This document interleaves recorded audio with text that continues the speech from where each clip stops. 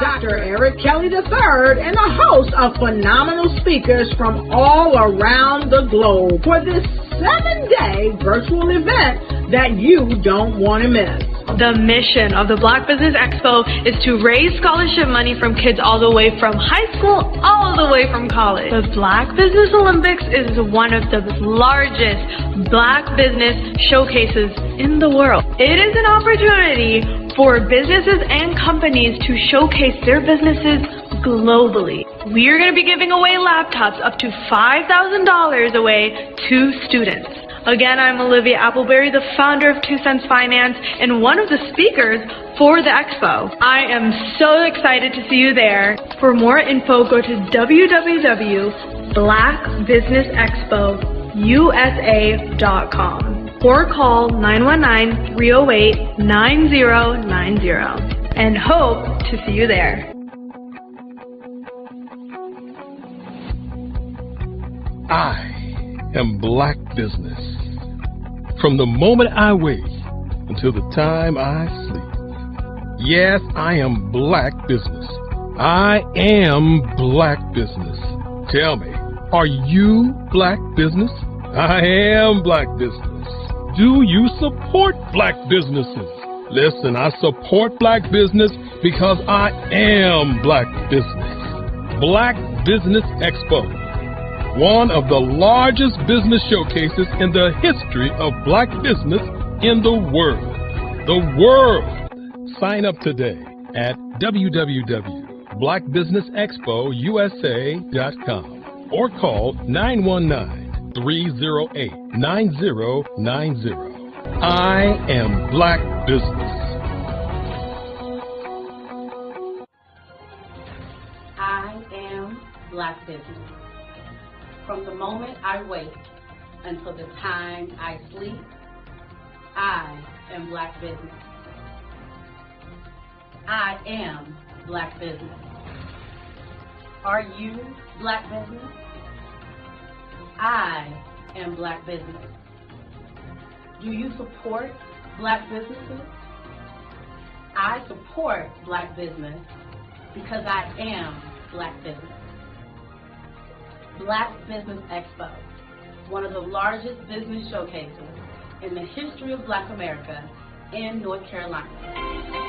Join Dr. Eric Kelly III and a host of phenomenal speakers from all around the globe for this 7-day virtual event that you don't want to miss. The mission of the Black Business Expo is to raise scholarship money from kids all the way from high school all the way from college. The Black Business Olympics is one of the largest Black business showcases in the world. It is an opportunity for businesses and companies to showcase their businesses globally. We are going to be giving away laptops up to $5,000 away to students. Again, I'm Olivia Appleberry, the founder of 2 Cents Finance and one of the speakers for the expo. I am so excited to see you there. For more info, go to www.blackbusinessexpousa.com or call 919-308-9090 and hope to see you there. I am Black Business. From the moment I wake until the time I sleep. Yes, I am Black Business. I am Black Business. Tell me, are you Black Business? I am Black Business. Do you support Black businesses? Listen, I support Black business because I am Black Business. Black Business Expo, one of the largest business showcases in the history of Black business in the world.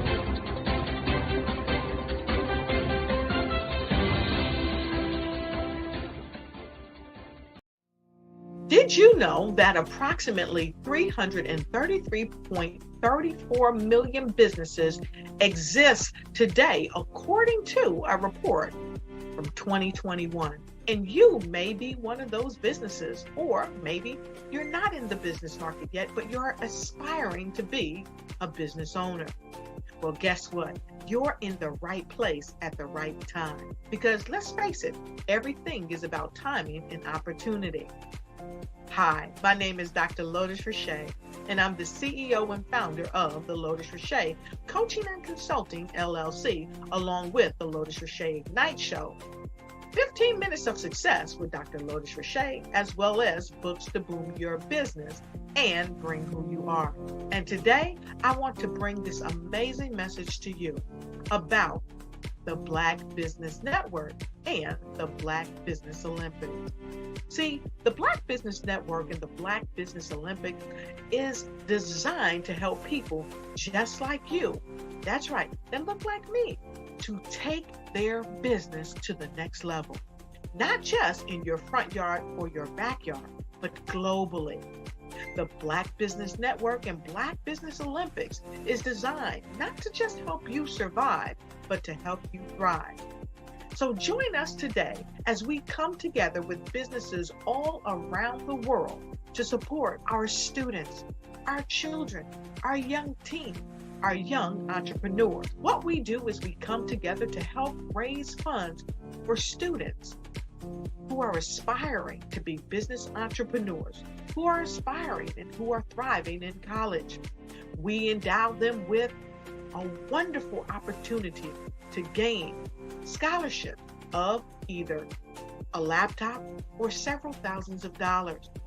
And we invite you to help be a contributor to this amazing opportunity to help someone that looks just like you. So join us today at our website and let us connect with you and help you ignite and take flight in every area of your life on the Black Business Network and the Black Business Olympics.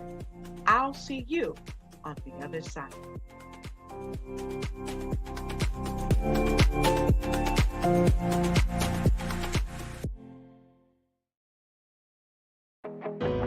I am Black Business. From the moment I wake until the time I sleep, I am Black Business. Social media is evolving. It's more vibrant, more colorful, more energetic, and so are you. It's not just photos anymore. It's video, it's audio, it's subscriptions. And now there's Fanbase, a new monetized social network. Fanbase delivers the complete native app experience with full content monetization for every user. No algorithms that shadow ban your engagement or growth, and no ads. Follow anyone for free and subscribe directly to your favorite creators for $4.99 a month. Plus, show some love by tipping on any post. Also, make a Fanbase page and monetize your content the same way. Finally, connect with your followers by posting the amazing content you already create. And now, get paid for it. It's time to energize and monetize. Because everyone's a fan of something, and everyone has a fan base.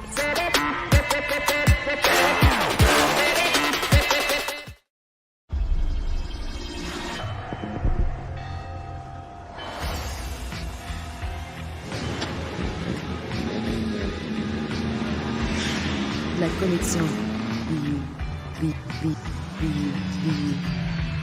La connexion BU.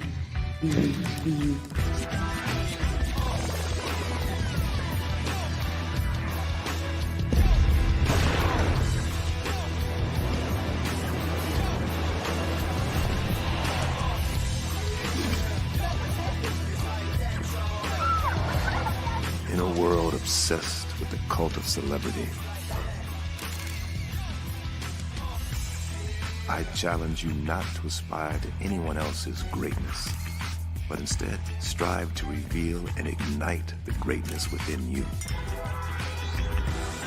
Are you serious? I totally think that's it. Hey. No! Hey! To me, sexy is a man that knows who he is and what he wants. Okay. He's comfortable. You look at him, you see him, he's just comfortable being himself. And you're like, Baby, be you. Be you, baby. Just be you. I like it. Introducing the BU collection, exclusively available at K&G Fashion Superstore. Artist to me is a creative expression of something from nothing. You know, it explodes onto the canvas, or it explodes on in my work. One of the things that I try to do more than anything is I try to just give the lines and the movements and emotions and expressions into what I do. Art really means to me a chance to express how I feel deep down inside.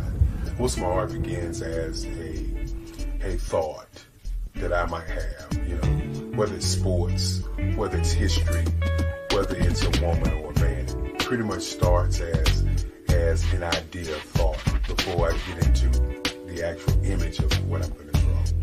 I do a lot of historical pieces. I was a history minor in college, and I love to do history pieces. And a lot of times I'm thinking about history, and then I try to make that history impact you as you look at it. That's one of the reasons I do pictures so large. People ask me, why do I do the pictures so big? And I tell them, I want the piece to impact them as they're looking at it. To kind of dominate them, dominate their space. And most of my pieces I try to do off page. I don't try to do anything that's going to be in those four corners or in a square. And I want your imagination to be a part of the piece that you're looking at.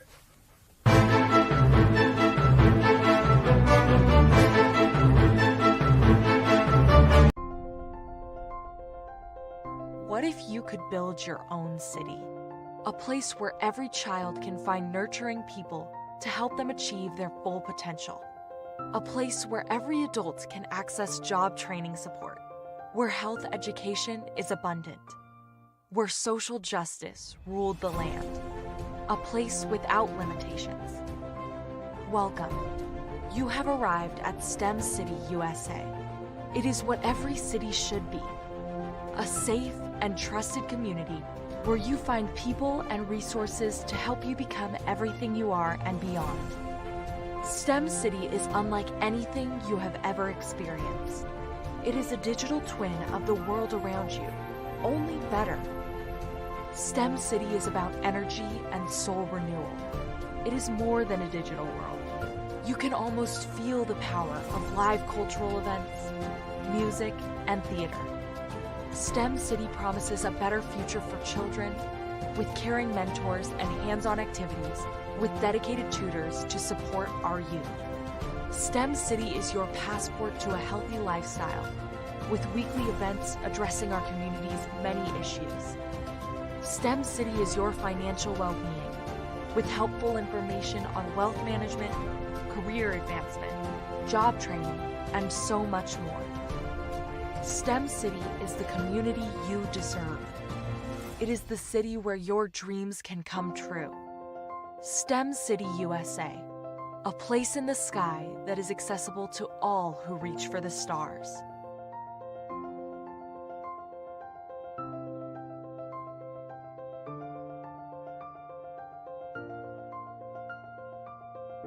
The Black Business Expo's mission is to raise funds for high school seniors going to college or K-12 entrepreneurs. This expo is a fundraiser for students. Please, you may go to www.blackbusinessexpousa.com to donate to the scholarship fund or use the Cash App at $BBXUSA. Our goal is to give laptops and up to $5,000 to 10 students. Students can register online at www.blackbusinessexpousa.com. Every dollar counts. Please donate to the Black Business Expo USA Scholarship Fund. I was born in a little village on the island of Haiti. Many deadly diseases pounded me. It is as if they were on a mission to end my existence on this earth. I refused to give up.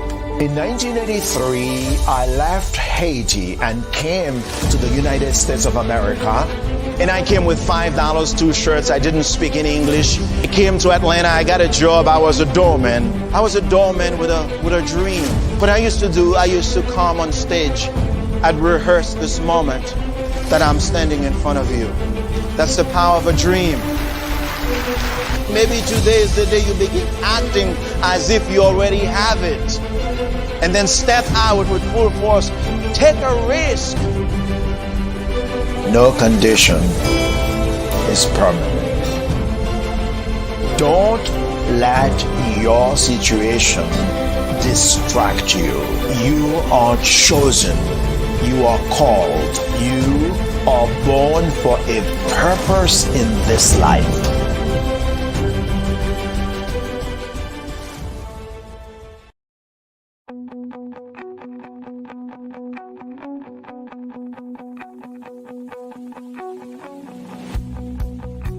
I am Black Business. From the moment I wake until the time I sleep. Yes, I am Black Business. I am Black Business. Tell me, are you Black Business? I am Black Business. Do you support Black businesses? Listen, I support Black business because I am Black Business. Black Business Expo, one of the largest business showcases in the history of Black business in the world. The world! Sign up today at www.blackbusinessexpousa.com or call 919-308-9090. I am Black Business.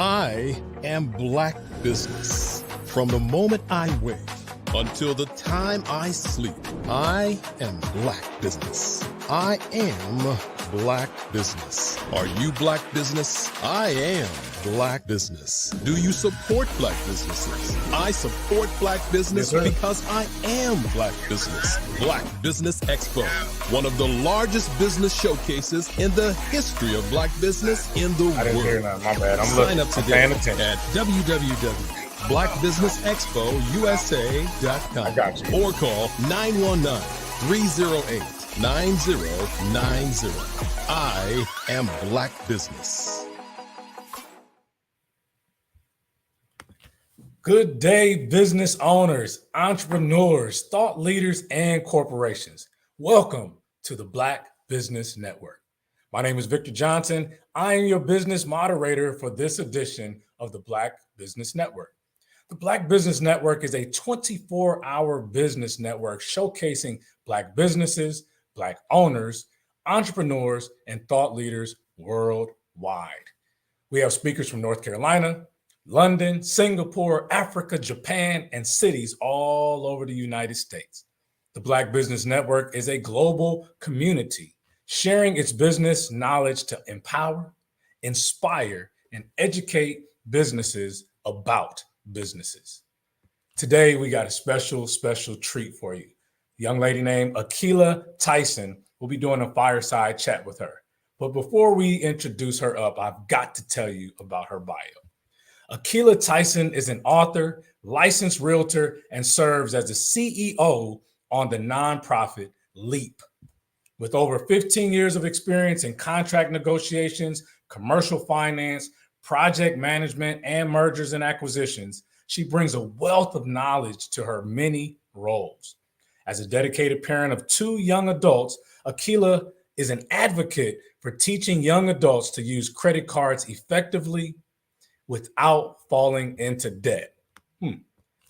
She focuses on leveraging credit cards to build wealth and helping them leap into homeownership. Additionally, Akila is passionate about assisting fellow parents in equipping their young adults with the essential financial tools they need to thrive in adulthood. You can purchase additional products and books through her nonprofit LEAP at www.leapintowealth.org. I present to you Akila Tyson. Hello. Hi, Victor. Thank you for having me here today. Thank you for being here today, Akila. How are you? I am wonderful. Glad to be here on the Black Business Network.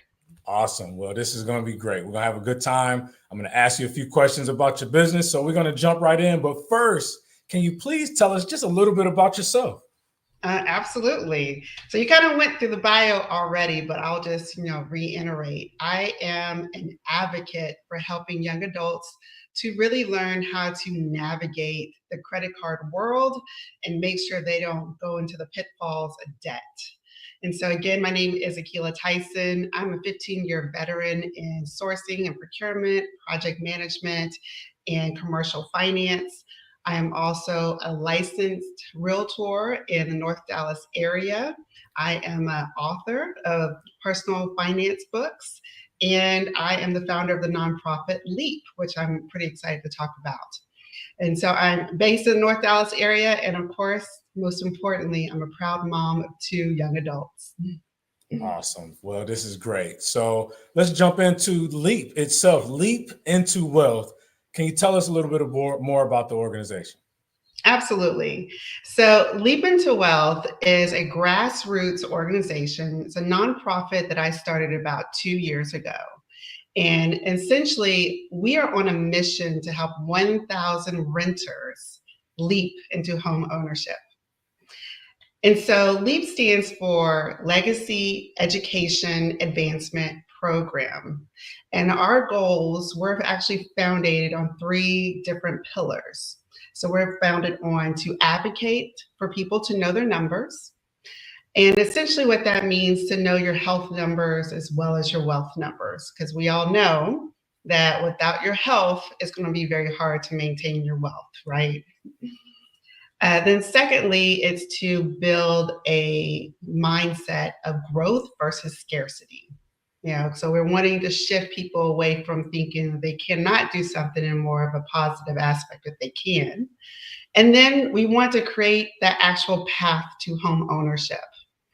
And we do this through programs. We have free events that we offer throughout the year. And we also offer one-on-one coaching for those who are interested in going through the home ownership process. Wow, that is tremendous. So I heard advocating, especially for wealth and health, which is very powerful. I think how you do a thing is how you do everything. So if you're managing your wealth, you could be managing your health and those things like that.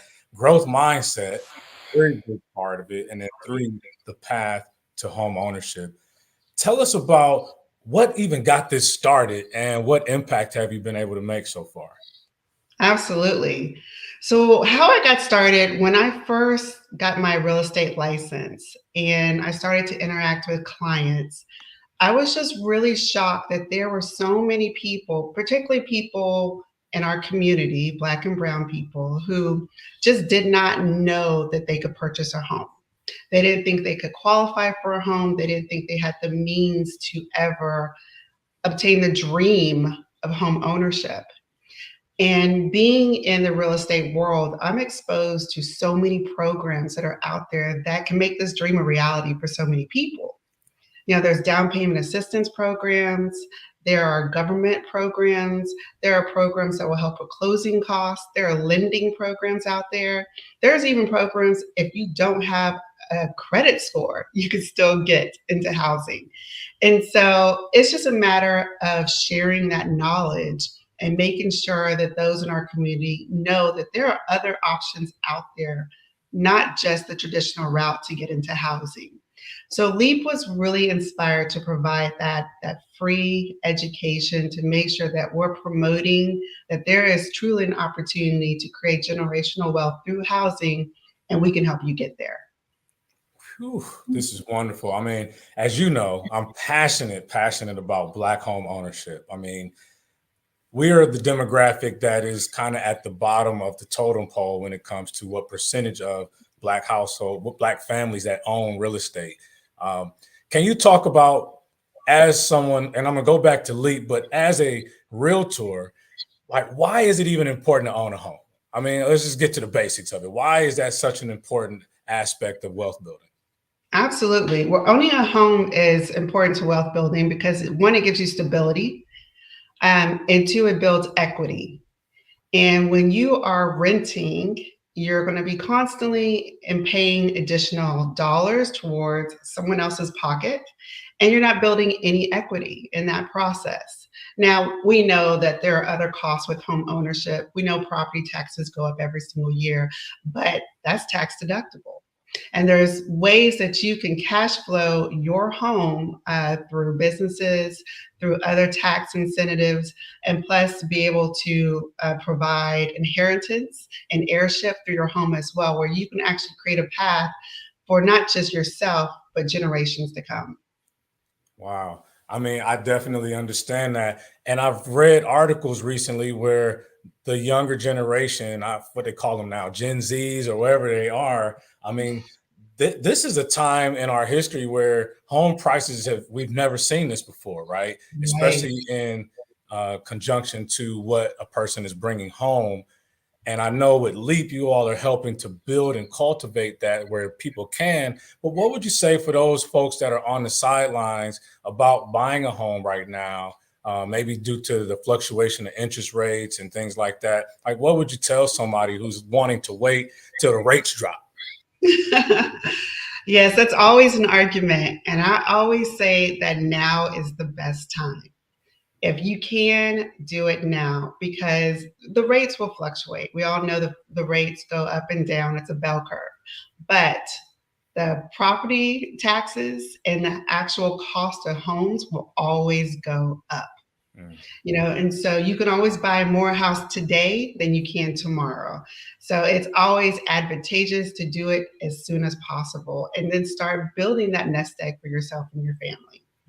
Lovely. So how is LEAP's educational programs helping renters transition to homeowners? Yes, great question. So we have several programs. So in addition to just our monthly events that we offer for free, we also have a course called Path to Home Ownership. And this course, it's a 12-week course. It's web-based and it's self-paced. And it's broken up into 3 separate modules. And each of those modules is based on our 3 pillars. So we have the first 4 weeks, which is advocating to know your numbers. So we're going to deep dive into those numbers. We're going to look at your net worth. We're going to create some budgets.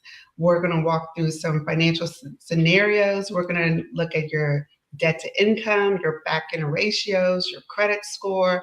We're going to go through some serious numbers. So when you're done through that first 4 weeks of the program, you're going to really understand where you sit financially, and you're going to have a baseline of what you need to do to move forward. Mm-hmm. And then you have the second set of 4 weeks, and that's when we do the mindset recalibration. You know, so as I stated earlier, we don't want to be in a scarcity mindset. We really want to build and have wealth creation. So in this particular course, we're going to be focusing on journaling prompts, books to recommend to help people really get at that scarcity mindset. We're going to actually send people to licensed therapists as well if they have some limiting beliefs around money, some money blocks, or they just don't feel that they have the legacy to move forward to purchase a home. You know, then you have an opportunity to go through that process as well. And then the last set of 4 weeks is when we're going through the practical steps. So we're doing assessments. Are you actually ready to purchase a home? And then we'll be sending them to people like you, Victor, who work in a bank, and they're going to connect with lenders. They're going to be connecting with insurance agents. They're going to be connecting with financial advisors, and then they'll be connecting with me as a realtor, and we'll go through the actual steps in getting them into a home. So it's a great program. It's a holistic program, and the goal is just to really be there from end to end to make sure people are ready for home ownership without being house poor in the process. Ooh, house poor. You got to expand on that. I know I've heard it before. Some people may not be familiar with that. Absolutely. So house poor is when you buy above your means. A lot of times people will get approved for a loan, and they will buy at that highest approval point.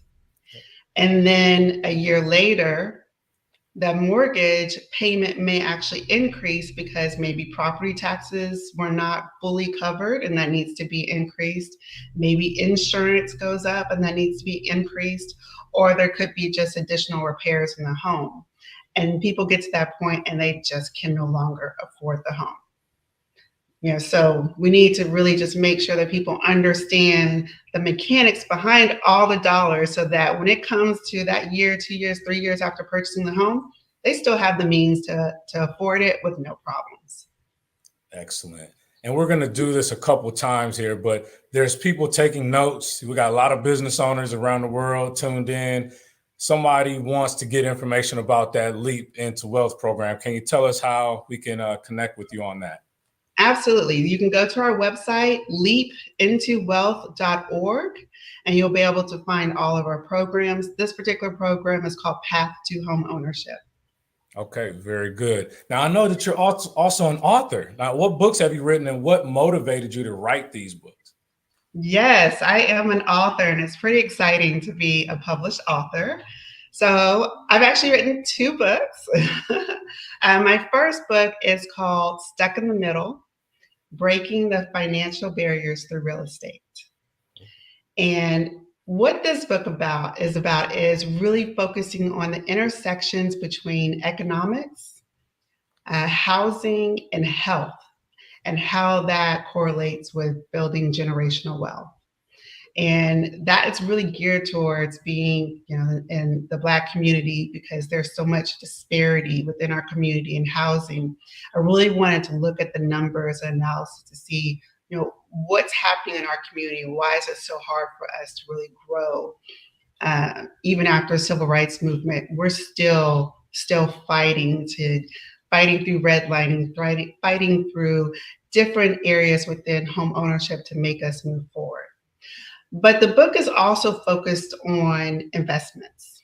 And I wanted this to be a blueprint for people who are first-time investors to have a manual, a blueprint that they can use when they want to invest in a home for the first time. They've already purchased a home, they have their homestead, but they're really looking for some cash flow. So that's what that book is about. And then I have a second book. And my second book I'm especially proud of because this book is really targeted towards young adults. And this book is called Leveling Up Your Money Game: A Visual Guide to Mastering Credit Cards. And it is targeted towards ages 16 years old to about early career, so maybe late 20s, 25, 26. And it is targeted around credit cards. How can young adults learn to utilize credit cards, how to get their first credit card, how to build and stack credit cards, how to use them effectively, how to navigate and deal and respond to fraud, and then how to move forward, in life and build generational wealth. Okay. Very good. I love this, especially you're dealing with young people. We didn't have this education. Well, you're much younger probably than I am. So I know when I was in school, they weren't talking about financial literacy and for sure not talking about credit cards. I want to talk to, and I'm going to come back to that again, but this is a Black business show podcast, right? So what do you find any correlation between being a business owner and a homeowner and the responsibilities there? Is there anything you could do as a homeowner to help grow your business? Any thoughts around that? Oh, sure. As a homeowner, just to be able to manage a home is similar to running a business. So, if you can manage the finances in the home, all the repairs, all the in and outs from bills, prospective expenses, then you can balance a spreadsheet and do a net income and a balance statement, for a business. So learning to operate a home is definitely a blueprint for operating a business and a startup. And plus, once you have a home, you have a base to start a business. You can use your home base to start a sole proprietorship or LLC and run it out of your home and then use your home as a tax deduction as well. Absolutely. And I would assume they could leverage some of their equity if they have equity, to be able to invest in their business, grow their business, and things like that. So that is absolutely. Absolutely. Okay. So on the credit card piece, why do you think it's so important for young people to really understand about credit card management? Victor, that's a good question. So we're in a digital age, and we are entering a cashless society. And the fact that paper money is not tangible, people don't carry paper anymore, and they don't see that paper leaving their hands, leaving their pockets. All they see is this digital currency. And it's hard to quantify sometimes. And we've grown up with the saying that cash is king, right? But now credit is queen. And we have to focus. We have to be able to focus on making sure we can maneuver around credit and still be productive and build that wealth. And there's a study out there, US News, they did a poll this year where essentially it stated that over 50% of Americans are in credit card debt today. And of that 50%, 42% are college students. Can you believe that? 42% are college students. And of that 42%, over half of those expenses are for non-essential items. So these young adults are entering college before they even graduate. They are already in debt, and a large amount of debt, and they don't know what to do. And they don't even have jobs yet to cover those expenses. Wow. So that's why I think it's so vital. It's so important before, they step foot, onto a college campus, or before they start their careers after graduation, that they start to learn and how to mitigate those risks. And I'll tell you a quick story. When I first graduated from high school and I went off to college, and I went to activity fair, and first couple of weeks, they had banks just lined up on the campus, and you got to walk to each table, and I got to sign up for checking accounts and savings accounts, and I got to sign up for a credit card. And I signed up for about 3 different credit cards in exchange for pizza and a t-shirt. And it was not a good financial decision, and it took a number of years for me to pull myself out of that bad decision as well. And so I just really want to be able to pay it forward to let young adults know that, hey, it's okay if you get into debt, because we can work around it and we can get you out of it. But also, I want to start as young as possible to prepare people for these conversations so they don't go into debt over a piece of pizza. Yeah. Oh, wow. That's powerful. Very, very powerful. And it really is disheartening to hear young people before they even hit age 30 having student loan debt, and then you couple it with the credit card debt that they may have amassed during their college years. It really can be a defeating feeling. And I can see why some young folks will just sit on the sidelines. What are you talking about? Home ownership? I got all this debt already, so why would I add another one to it? So I love that you all are educating them. Now, I've worked with young people, especially on financial literacy, and sometimes it can be very boring and mundane for them. So how are you making it not only at least exciting where they can engage in it, but also where they're not intimidated by what you're teaching them? Absolutely. Well, I think that's where my sweet spot is. And that's where my book comes in. So Leveling Up Your Money Game, a visual guide to mastering credit cards. And it's in the name.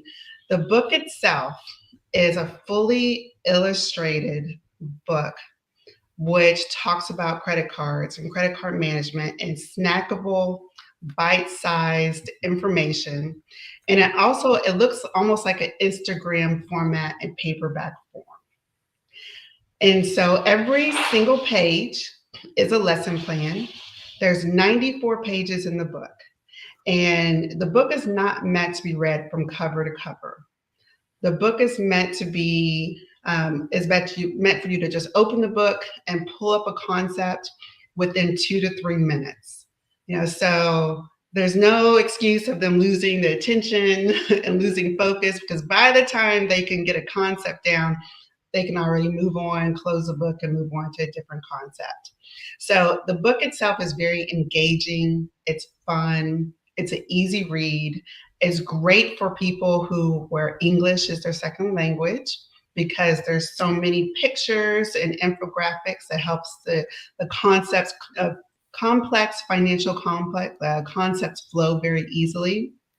And then I would also say it's a great resource just for parents and educators, because for educators, every single page is a lesson plan. They're able to pull that one page and create lesson plans from that, and they'll target their students and use the infographics and the colors and the pictures to really keep them engaged. And then parents, they can open a dialogue, with their students as well, and pick one simple topic out of the book and be able to move forward.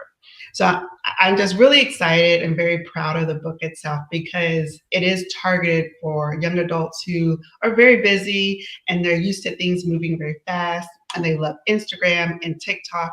And essentially, this is what it is. It's just in paper format. Please give the title of your book again. Absolutely. So the title of the book is Leveling Up Your Money Game, a visual guide to mastering credit cards. And I would like to personally endorse the book. I recently read it from cover to cover, and I would agree with you that it is outstanding information. It is very easy to consume. I love that it's more of a resource guide than a novel, right?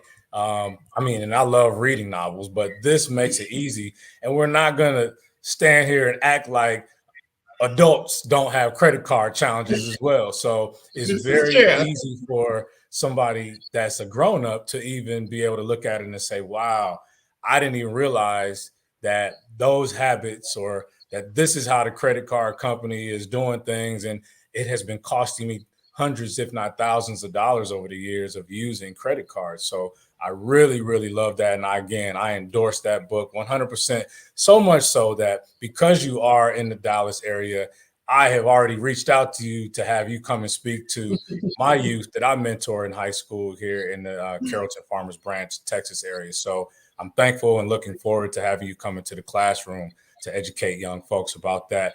Are there any suggestions that you would give, to just one nugget that you could throw out there to the listening audience, especially business owners that have used credit cards maybe for their business? Are there any, just one nugget that you would recommend that may not be so commonly known to help us to manage our credit cards? Well, to manage the credit cards, I would just say really focusing on your budget and focusing on those payment terms. So you don't want to pay on the pay date. You always want to pay a few days earlier, and you want to know how your payments cycle with the credit bureaus, because there's usually a 2-3 day lag before the actual payday is reported to the credit bureau. So you have some time to make partial payments or full payments before it hits your credit card bureau, and you can essentially manipulate your credit score and increase it pretty quickly by the dates that you make those payments, as well. And I'll add one more thing from a business perspective. Our long-term goal is always to shift to business credit.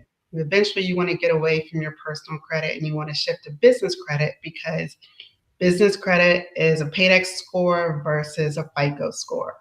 And when you don't have a lot of revolving credit under a FICO score, you can qualify for a lot more things, because most of your debt is now going to be under your business entity instead of your personal.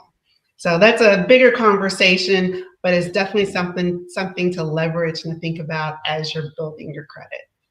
Wow. So what I heard, and I have some insight on this as well, is folks should focus on making their payments on their credit cards maybe by the statement date, as opposed to what's showing as the due date on their statement. So we know that the statement date is a date that they're closing out your cycle for that month, saying, okay, what is this person charged?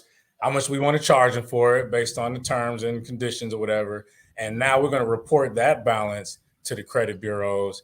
It's not the due date that, I mean, that keeps you on time and on track with the credit card. But as far as what's being reported is the balance as of the date of the statement date. Am I correct on that? You're 100% correct, Victor. Okay. Absolutely. Good. Yeah. Business owners need to understand that. And it truly is we call it a game, but it really is a management of how well you can borrow, but also pay back on time, keep balances low. Anything else you want to add to like credit card utilization? I would love for you to explain what that is and maybe a suggested percentage to keep under. Yes. So credit card utilization is essentially your balance compared to your limit, your credit card limit. And there's a lot of theories saying that you should stay under 30% utilization. So essentially don't spend more than 30% on your actual limit. But I actually prefer people to stay within that 10%, threshold. At the end of the day, though, if you are paying off your credit card every single month with a zero balance, it really doesn't matter, what that threshold is, because you will always have a $0 balance every single month. And that is the true target, to spend the money and pay it off before the next due date. Wow, that's good. Very good stuff. So as a parent, what are some tips you would give other parents about teaching young adults in their household about building good credit habits? So I would definitely start with one, it starts in the home. So the parents are the foundation.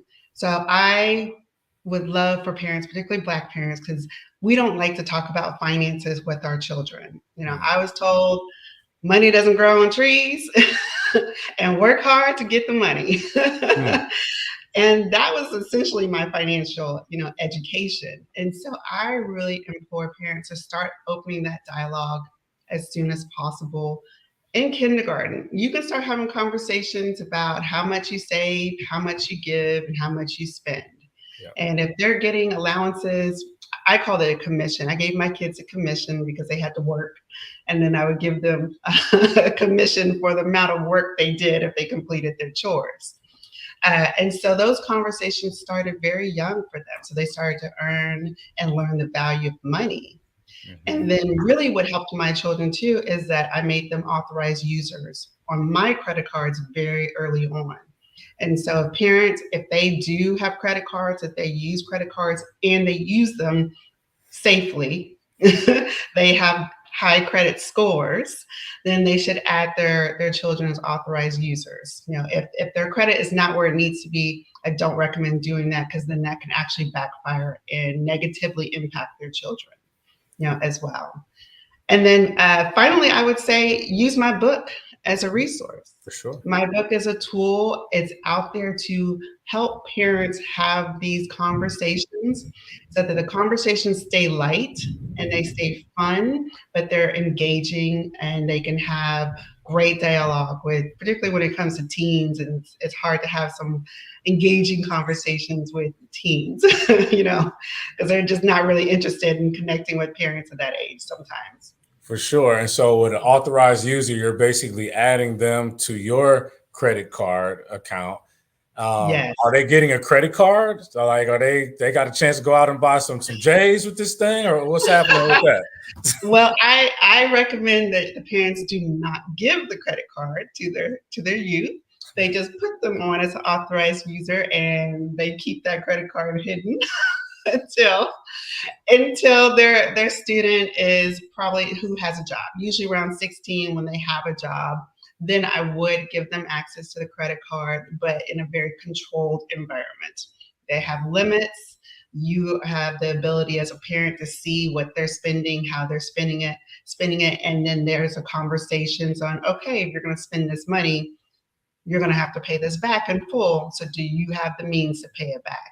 And so it starts teaching them how to pay off their debt, while they're working their first jobs as well. Really, really good stuff, Akila.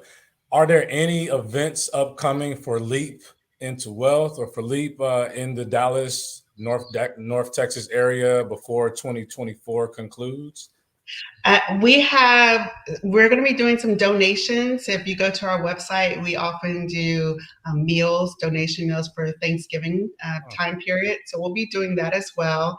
And then that'll be it for the rest of this year. And then we'll pick back up in January, around January 13th time period is usually when we'll have our kickoff event for the year.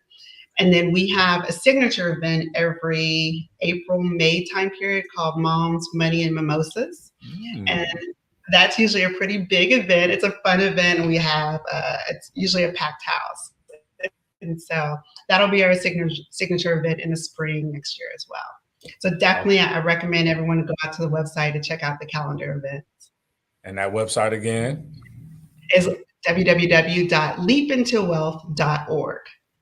Okay, very good stuff. Any other additional comments, thoughts that you want to throw out there to the listening audience, these Black business owners that are tuned into the Black Business Network about credit cards, about Leap into Wealth? Any final thoughts on it?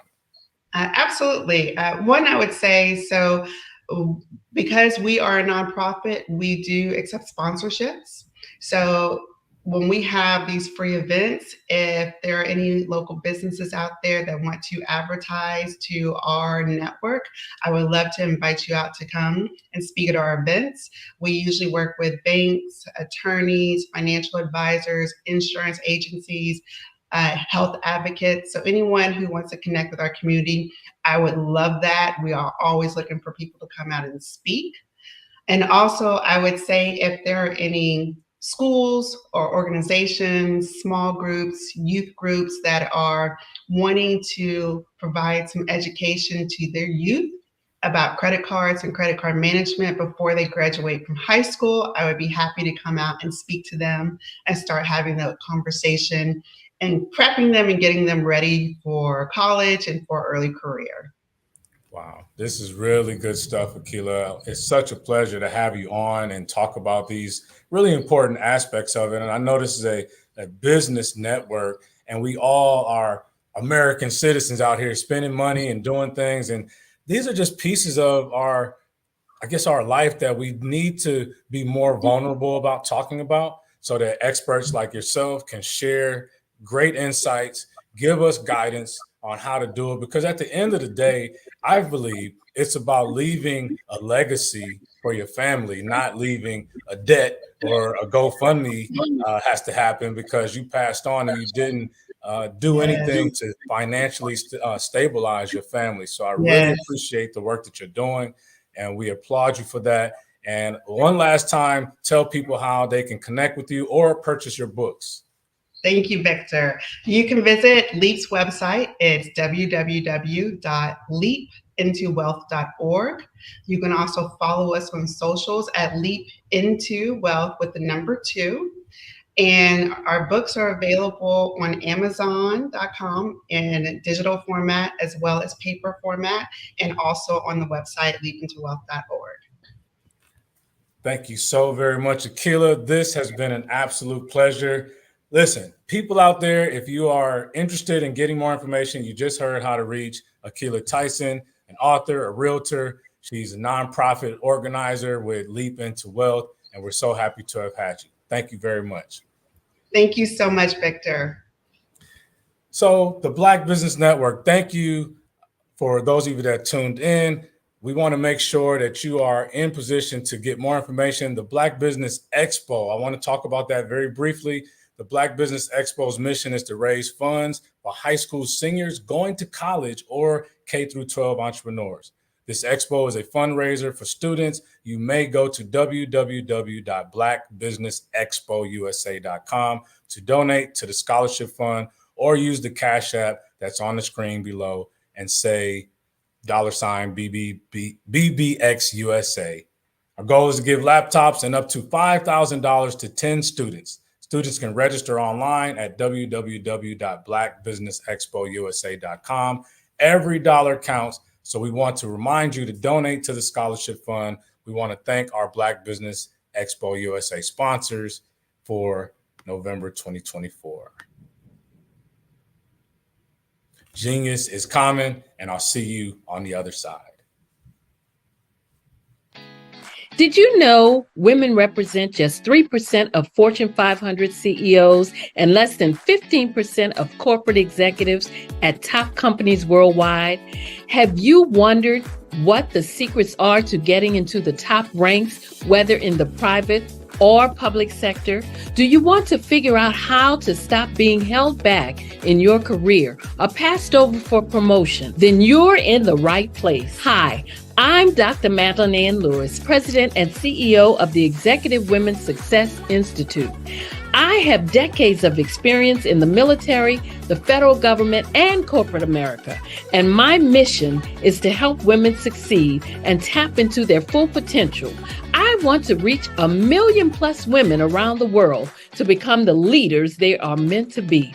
So if you want to move into a management or executive level position, or maybe you are a female veteran transitioning out of the military into business entrepreneurship, then reach out to the Executive Women's Success Institute at 301-693-3284. Let us get you on the fast track to success.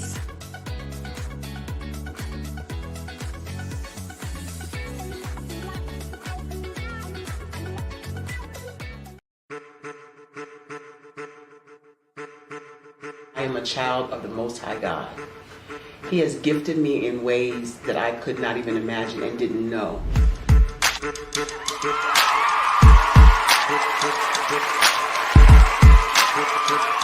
There was a time when I didn't know who I was. I listened to other people tell me who I should be, what I should do. I listened to people telling me that I should be a boutique owner, that I should be a construction manager, that I should be a laborer. Have you ever felt like you should do something else, be something else, go somewhere else, be wherever you wanted to be, and you felt like you were in a box? Anybody in the room? And you couldn't get out. Anybody in the room? And you kept trying to go and go and you couldn't get out. Anybody in the room? But let me tell you, you need to rock the box. Rock the box.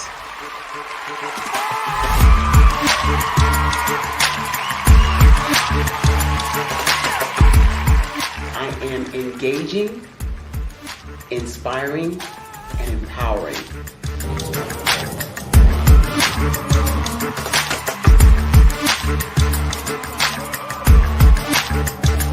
I would give you everything I know.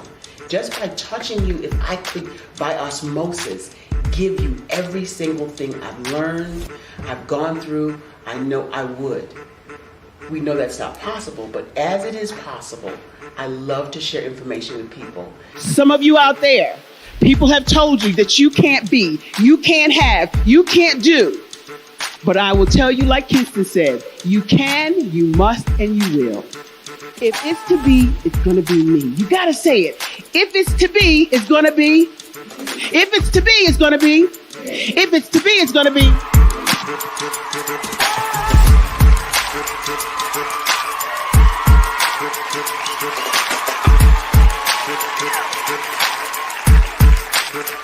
Barbara is because she believed what her mama said about her and not what other people told her.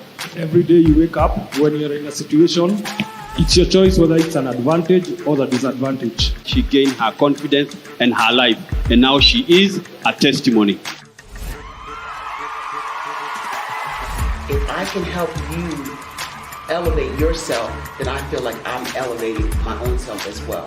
What you know and I know together can change the world.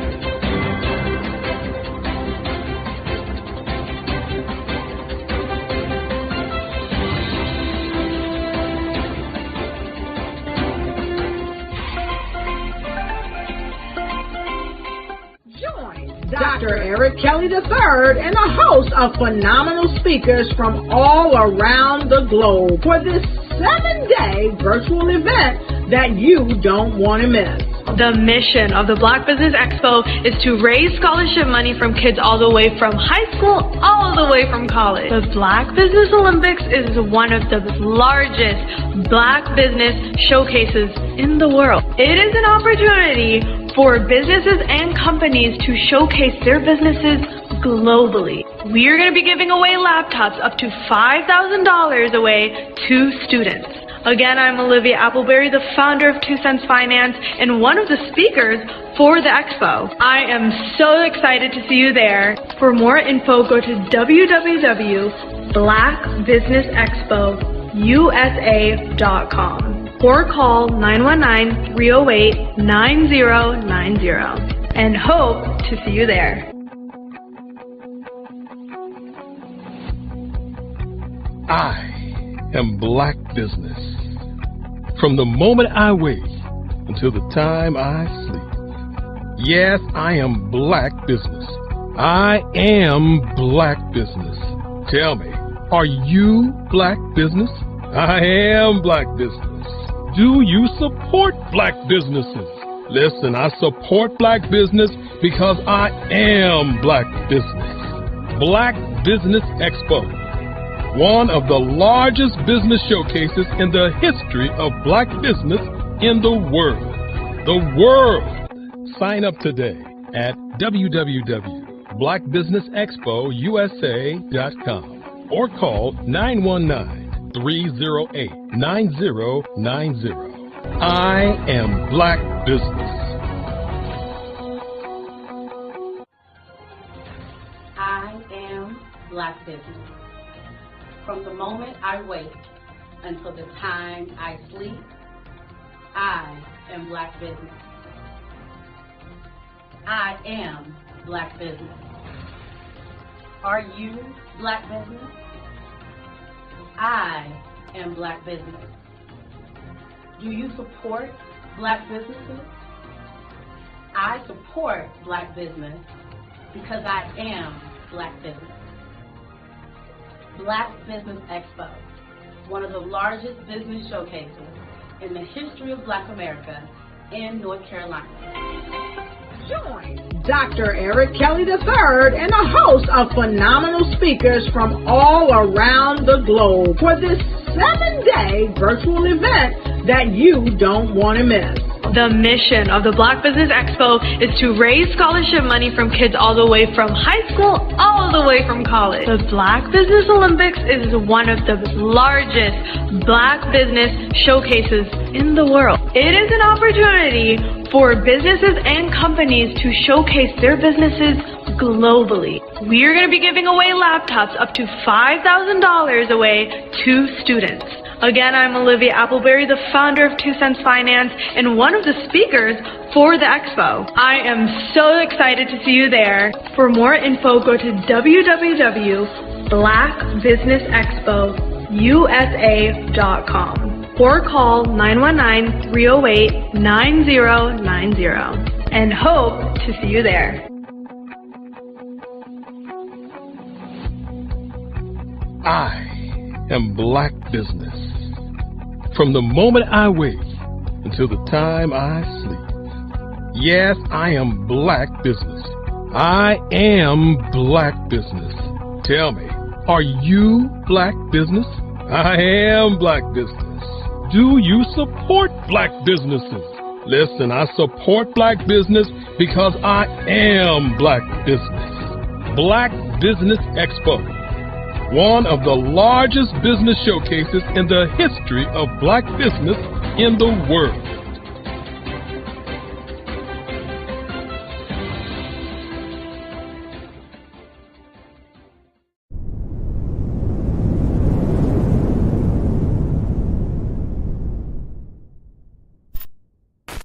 Sometimes you got to hear the news from the Black perspective, and more specifically, Black publishers. And that's exactly why you have to download the HeyTie app, the largest mobile app delivering breaking news, videos, and podcasts from 200 of your favorite Black publishers. Yes, 200 Black publishers delivering news as it happens, literally all in one app. Go to HAYTI.com or download the app in the Google Play Store or Apple App Store. It's completely free, along with information that you can trust, so go check them out.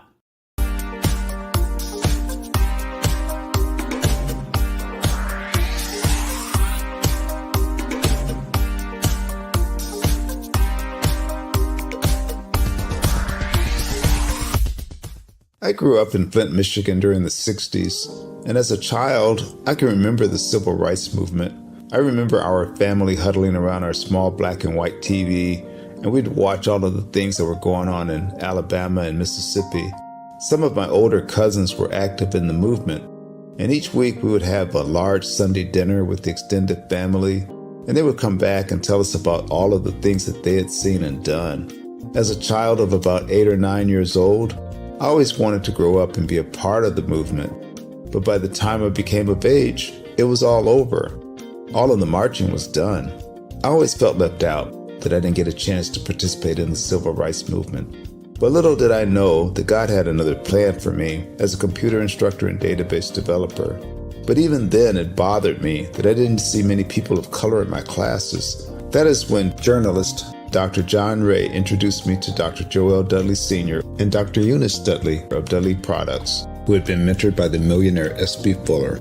Through Dr. Dudley, I was introduced to Dr. Lafayette Jones, past Vice President of Marketing for John H. Johnson of Johnson Publishing, and his wife, Sandra Miller Jones, who was the Vice President at Quaker Oats, and together they created SMSI, a national marketing firm. Dr. George C. Frazier of FrazierNet and the Power Networking Conference, Dr. Jackie Mayfield of ComproTax, founder of the largest Black-owned income tax service, and even billionaire Michael B. Roberts. They all believe that the way to close the wealth gap is through entrepreneurship, because we as a people had to overcome slavery, and secondly, obtain our civil rights to be able to eat in any restaurant or stay at any hotel that we wanted. But the third piece is economic equality. And now I am also convinced that we must become entrepreneurs, and to do so we must embrace technology and a strategy of global networking. That is why I created Every.Black, to use my vast experience as a computer instructor to teach entrepreneurs how to use technology and artificial intelligence in business. Every.Black members are listed in our online website directory, promoted in our digital newsletter, on our social media, and on our podcast. And we also conduct weekly virtual mastermind meetings where we read positive books, learn from the experts, while networking with like-minded individuals from around the world, educating them about every aspect of becoming a successful entrepreneur. That is what Every.Black is all about.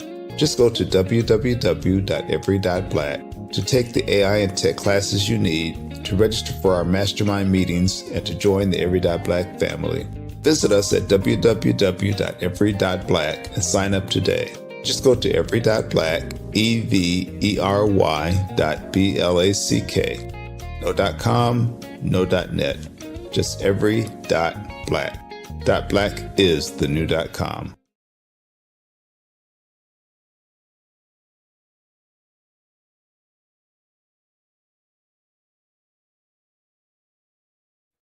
Hey everyone, it's Grant McGaw, CEO of 5-Star BDM and host of the award-winning Follow the Brand podcast and TV series, where I help you to build a 5-star brand that people will follow. My genius is personal brand development through intelligent communication and helping you achieve your business and career goals. I am a requested speaker on digital technology and brand development issues. I want to work with you to increase the value of your current opportunities while attracting new ones. Every one of you is unique, and we all share challenges that can be addressed through smart branding. As a superconnector, I work with you as an executive coach to guide you along the complicated business and career development road, providing the enhancement tools and information you need to succeed. Together, I will help you succeed in today's challenging business climate.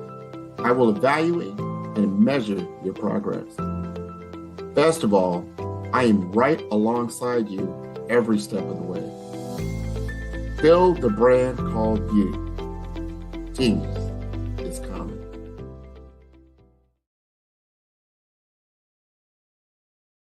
Five-star. Every speaker has a moment where their words can spark inspiration, drive change, and transform lives. But what happens after the applause fades? With 5-star BDM, your voice doesn't have to fade.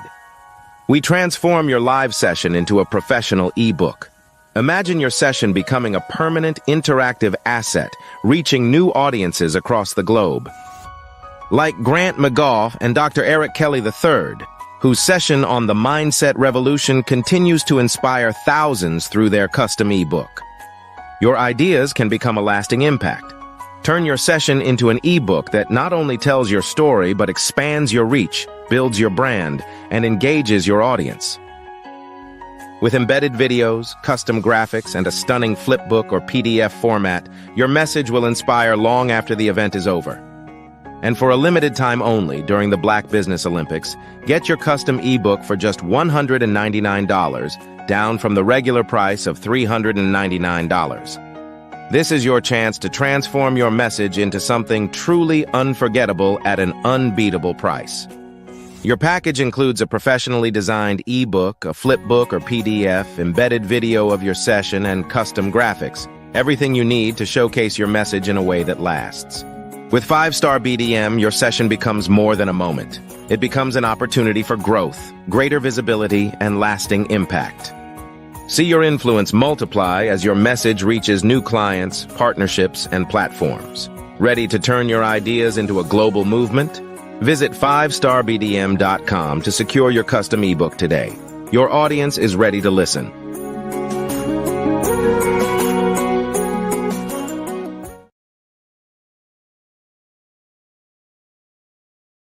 Five-Star BDM, Brand Development Masters, is a professional consulting and advisory group keenly focused on business development services for the small to mid-sized business and entrepreneurs.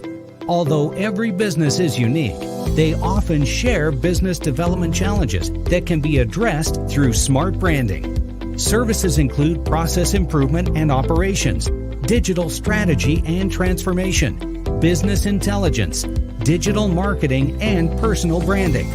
Our business and personal branding company has helped a number of professionals and organizations to optimize and grow. This results in more business, more opportunities, better reach, positive outcomes.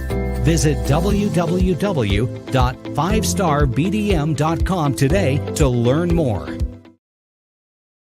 Phenomenal Tanya T. Wise, who is here from the great state of Maryland. Tanya, welcome and thank you for being with us today. Can you indulge our audience a little bit and tell them just a little bit more about who you are and what it is that you do? Well, I love being able to talk to people and have a magnetic attitude, being able to just show them. So I always like to say, level up is Coach at Tanya T. Wise here. So can you tell our audience, just give them a teaser about what your presentation will be about? So my philosophy is that we should all be living our dream life.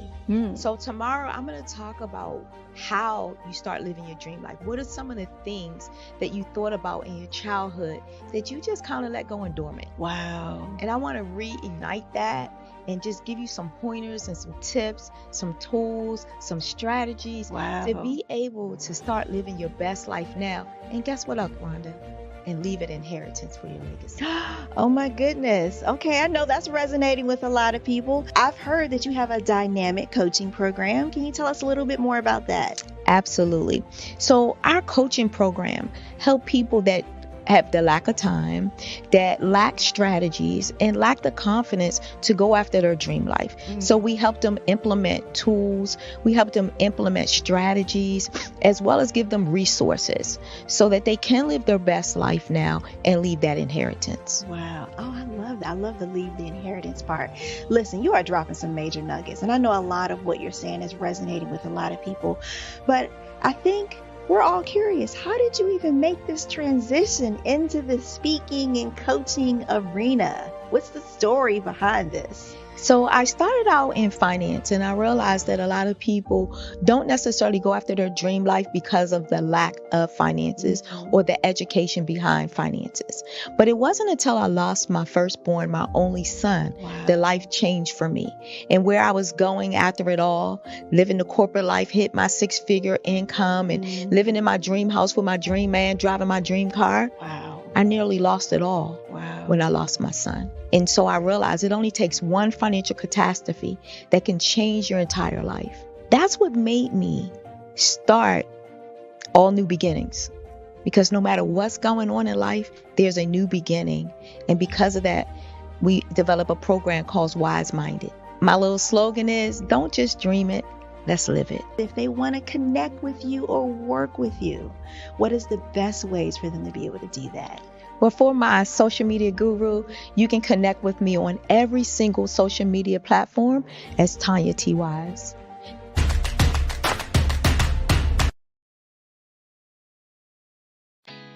Did you know women represent just 3% of Fortune 500 CEOs and less than 15% of corporate executives at top companies worldwide? Have you wondered what the secrets are to getting into the top ranks, whether in the private or public sector? Do you want to figure out how to stop being held back in your career or passed over for promotion? Then you're in the right place. Hi, I'm Dr. Madeline Ann Lewis, President and CEO of the Executive Women's Success Institute. I have decades of experience in the military, the federal government, and corporate America. And my mission is to help women succeed and tap into their full potential. I want to reach 1 million+ women around the world to become the leaders they are meant to be. So if you want to move into a management or executive level position, or maybe you are a female veteran transitioning out of the military into business entrepreneurship, then reach out to the Executive Women's Success Institute at 301-693-3284. Let us get you on the fast track to success.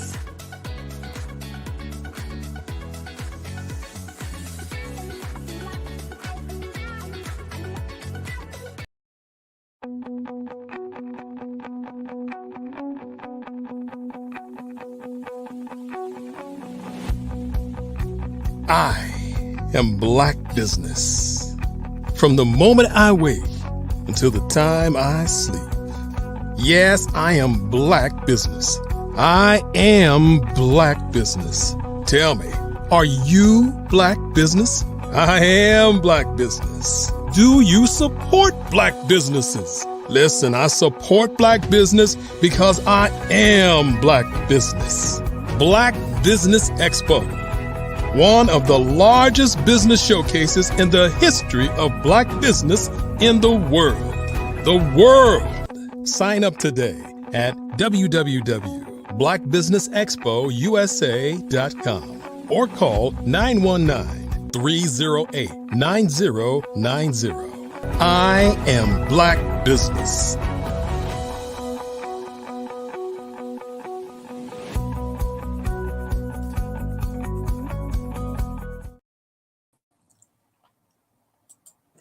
Good afternoon, business owners, entrepreneurs, thought leaders, and corporations. Welcome to the Black Business Network. My name is Dr. Stephanie Ardrey, and I am your business moderator for this edition of the Black Business Network. The Black Business Network is a 24-hour network showcasing Black businesses, business owners, entrepreneurs, and thought leaders worldwide. We have speakers from North Carolina, London, Singapore, Africa, Japan, and cities all across the United States. The Black Business Network is a global community sharing its business knowledge to empower, inspire, and educate businesses about business. Shortly, I'm going to share with you a presentation that I hope you will find will check all of those boxes. The presentation on how to craft sustainable social impact initiatives will follow.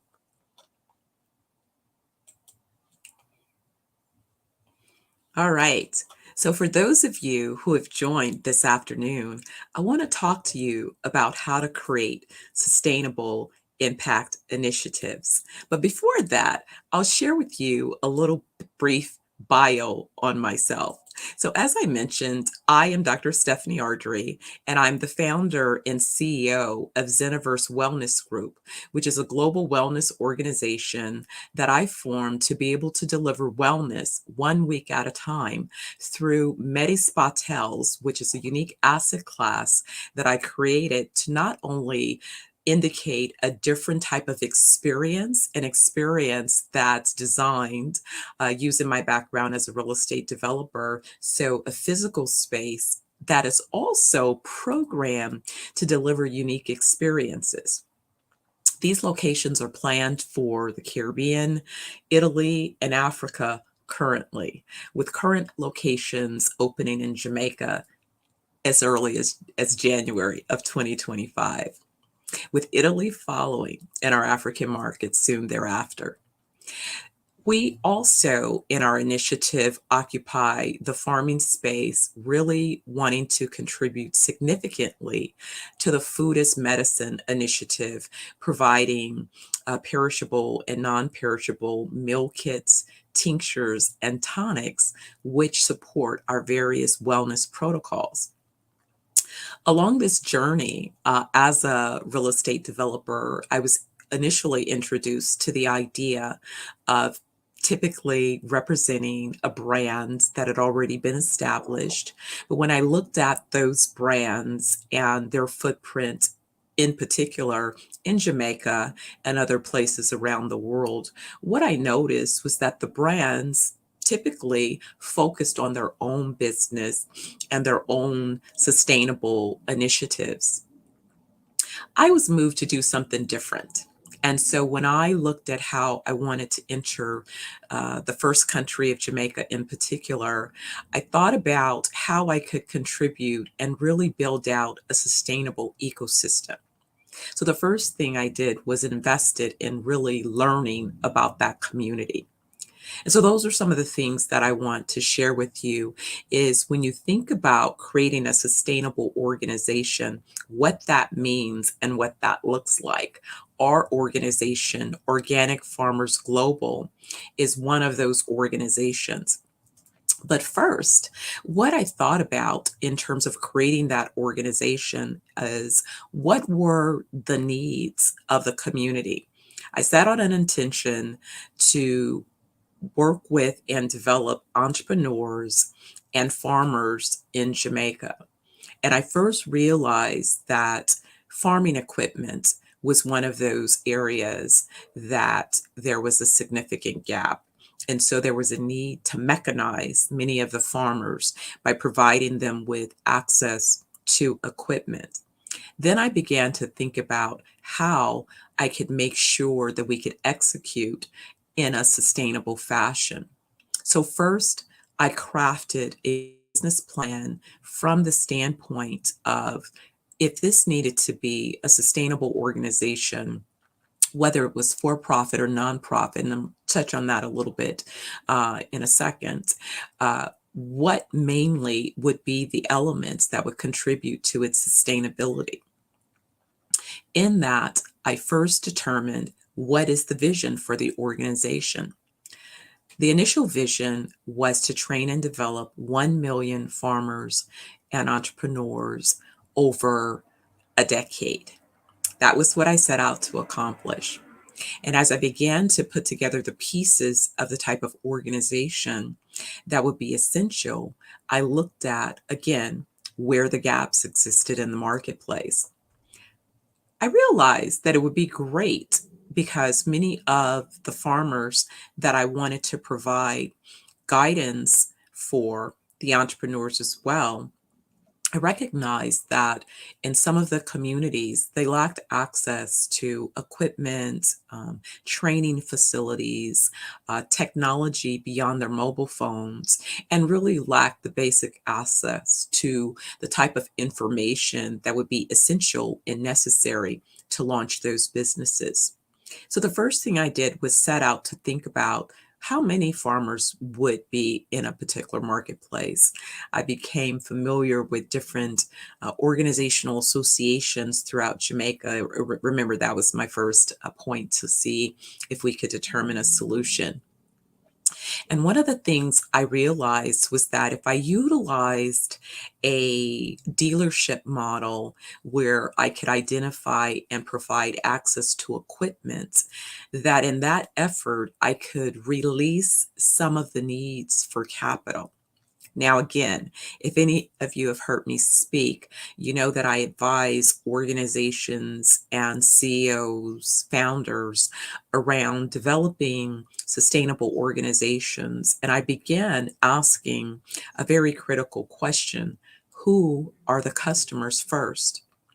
Because without clear understanding of who the customers are, you can spend a lot of time building out a potential organization and opportunity and discover that there's really not a market able to support your initiatives. So first I began to look and see who would be those customers. And I started exploring how then could I create a business model that would support those customers. So I'll tell you a little bit about that next. The next thing I considered was what type of capacity would be essential, not only for our organization, but for these farmers to be participate in an ecosystem and also recognizing the gaps in their particular organizations.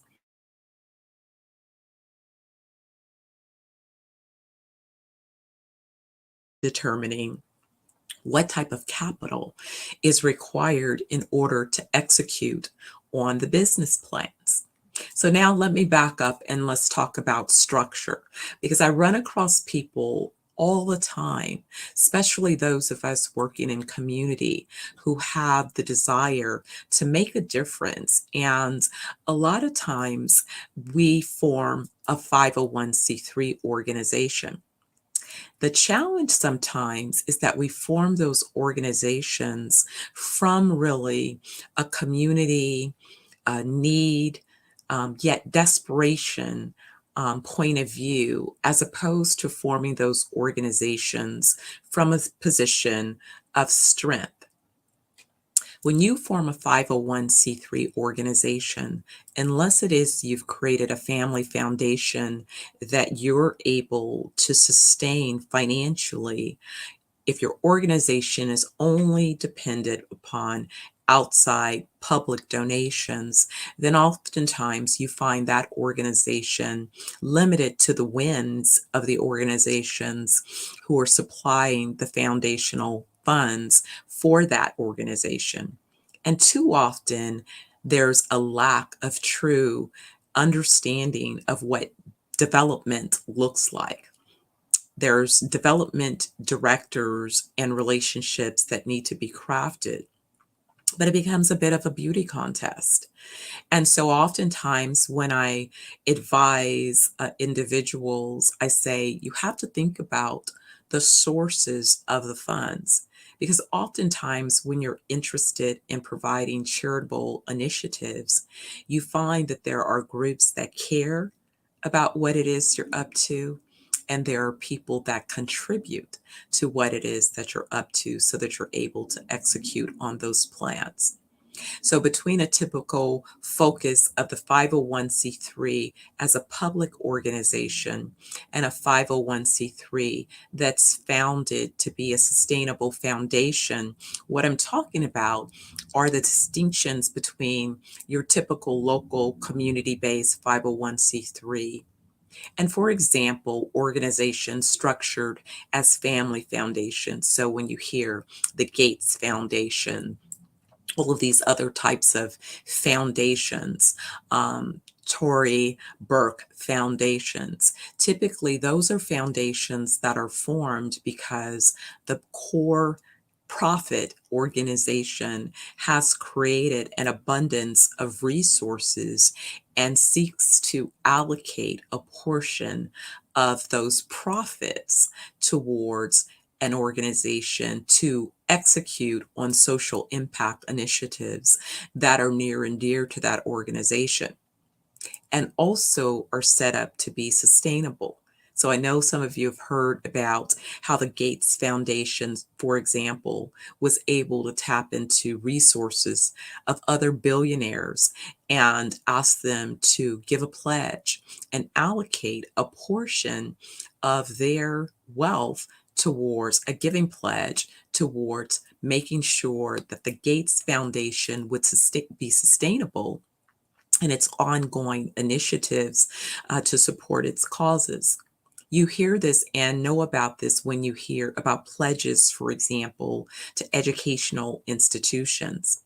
And a lot of times, these types of pledges are not only executed financially from the proceeds of organizations, but you can also use tools like insurance and other vehicles to support the pledges that you'd like to make so that organizations will be sustainable. So these were the thoughts that I put in place when thinking about the type of organization that we would ultimately form so that my Organic Farmers Global initiative could really become a sustainable organization that would exist. And so that's about, kind of understanding that at some point we will take on that foundational formation. But the first part was to really determine who would be the benefactors of our initiatives and what would be the purpose of ensuring that those organizations existed. So then I began to look at what type of successful business models existed, because my goal was to help these organizations that I'm supporting become sustainable organizations themselves and be able to foster generational wealth. Well, one thing that I know going in is that a 501c3 has limitations in terms of what it is the organization can be formed to do and how that organization is structured for sustainability. Typically, its goal is to offer some type of public benefit. Nothing wrong with that. But I always say you want to make sure that you create the wealth for your family in a way that you can sustain your organization. So create the successful business first. So our goal was to look at what would be a core way that we could impact the farming communities. What I learned was that typically in Jamaica, for example, if you needed access to a tractor, because there is not a sustainable commercial market in terms of financing, then typically a small farmer uses all of the cash that they can acquire to invest in equipment. And although that equipment is great, it's a hard asset, you end up with your cash tied up in that equipment with limited ways to create liquidity. So the first thing I decided was to see if there were ways to change that dynamic. What if we changed the model and were able to provide access to equipment in a rental or leasing model, as opposed to having farmers have to utilize all of their capital and invest in acquiring equipment? And that was kind of the first thing that created a significant difference in our approach to the marketplace. I was able to get enrollment and commitments by other partners. The CEO of Smart Maintenance, for example, Pascal Sharp, joined in on the initiative. His organization provides fleet management and technicians able to maintain equipment. And that became a great conversation for us. He then identified Hello Tractor. Hello Tractor had formed as an organization out of Kenya with the same kind of intention around building value for farmers. And so what Hello Tractor offers are GPS devices that you're able to install on your tractor equipment, for example. And with that GPS device installed, the tractor now is able to be monetized. So if you're a farmer and you own tractor equipment, and you find that the equipment is idle, once it is you've accomplished certain cycles of your harvesting period, and you can monetize that equipment by allowing other farmers access to the equipment. You have a GPS device installed, and that device not only allows for tracking and management and monetizing, but it also provides soils information, which can allow us to create better soil solution to how you're maintaining your soils and improve upon your crop yields and things of that nature to make sure that you're really maximizing your production cycles.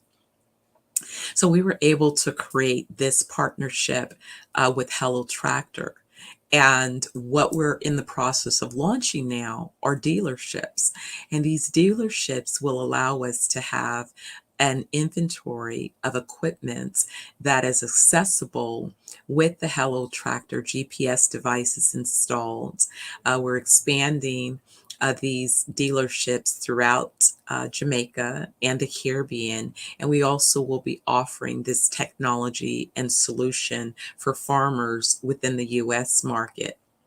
At the same time, our partnership with Hello Tractor has grown because Hello Tractor has successfully not only been at this for about a decade, but they have currently over 1 million farmers on the platform representing Kenya, Nigeria, and Ghana, and also expanding into additional markets. So collectively, the initial intention that I set to train and develop 1 million farmers and entrepreneurs has now expanded to that desire to include 10 million farmers and entrepreneurs over the next decade. And some of you may say, well, that's a bold proposition. How do you plan to do that? Well, the great thing is I've spent the last 4 decades training and developing entrepreneurs. Some of you based in the US may have recalled in California in particular, Los Angeles suffered a significant civil unrest following the horrific beating of Rodney King. It became recognized as Rodney King's social impact in South Los Angeles. I was tapped to help entrepreneurs redevelop businesses and, more importantly, be poised to gain capital.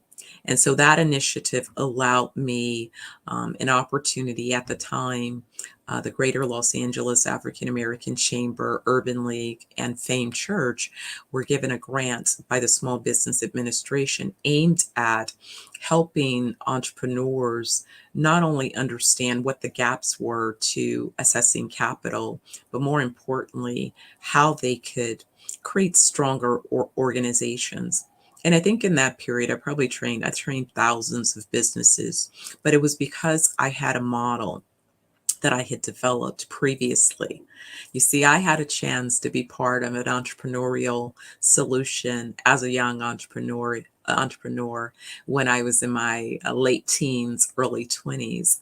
I came out of Oakland, the Bay Area, and I was part of what was considered a youth initiative around entrepreneurship. And so an executive director had created an initiative at a time that young people were locked out of summer employment opportunities. She decided to encourage us to create sustainable businesses. So she formed a different type of model where she brought in thought leadership from those who were occupying corporate spaces, those who had had an opportunity to gain advanced degrees. And so really were instrumental. Many had gone through executive training programs, been trained by some of the best organizations in the world. And then they shared their expertise with those of us young entrepreneurs. And I also had a unique opportunity. I was planning to go to UC Berkeley as a pre-med student, but due to some needs of my mom, I actually was diverted to the Fashion Institute of Design and Merchandising at that time in San Francisco. And I thought it was a frustrating sort of setback, only to realize that the model that institution was using, where the professors were experts and practitioners in their industry, turned out to be like attending the best graduate school that I could. So I had these two things that contributed significantly to my foundation.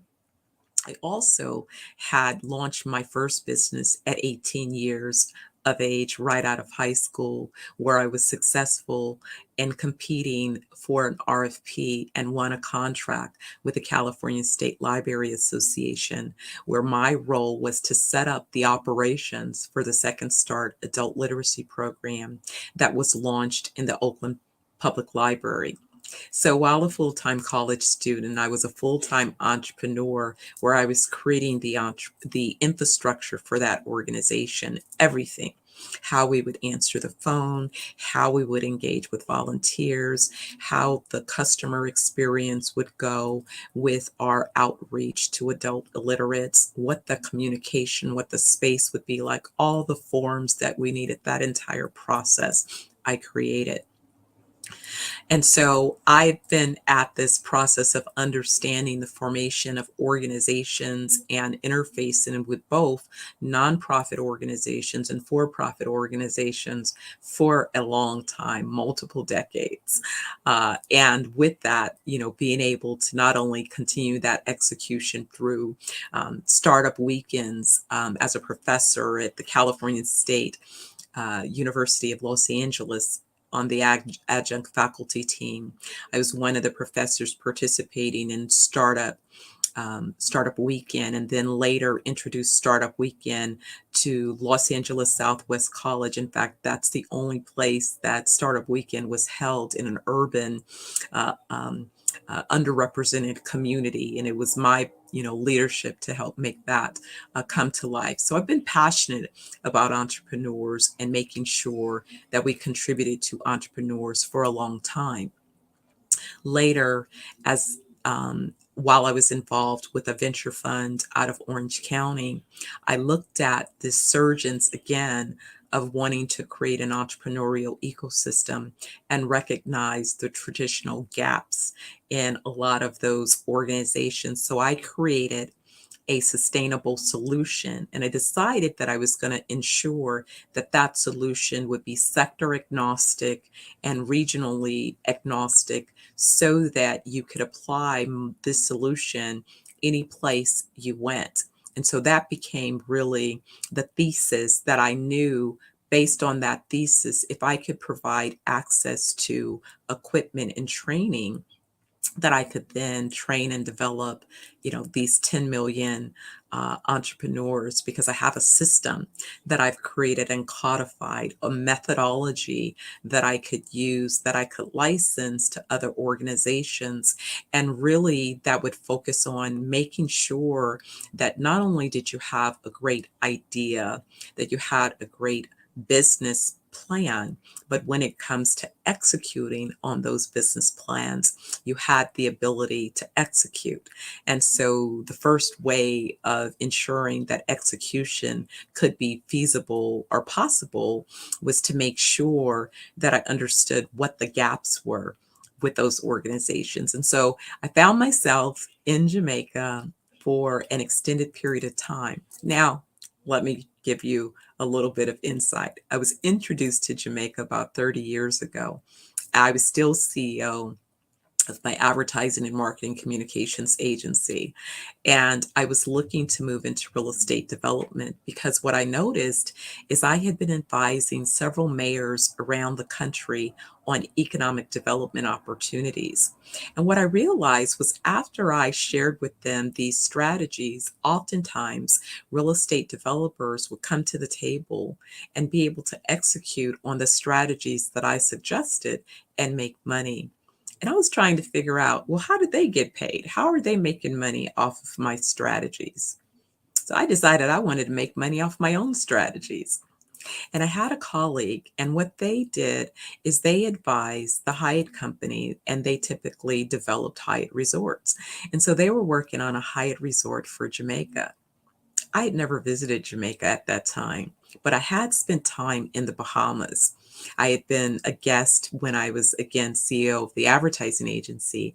I had been a guest of the Governor General at that time and his wife, and had taken several trips to the Bahamas and been involved with charitable initiatives. And so I realized I was in love with the islands. And so I had set an intention to make my money in the US and then go and buy islands and develop them. That was a long lead item, a long intention that I set.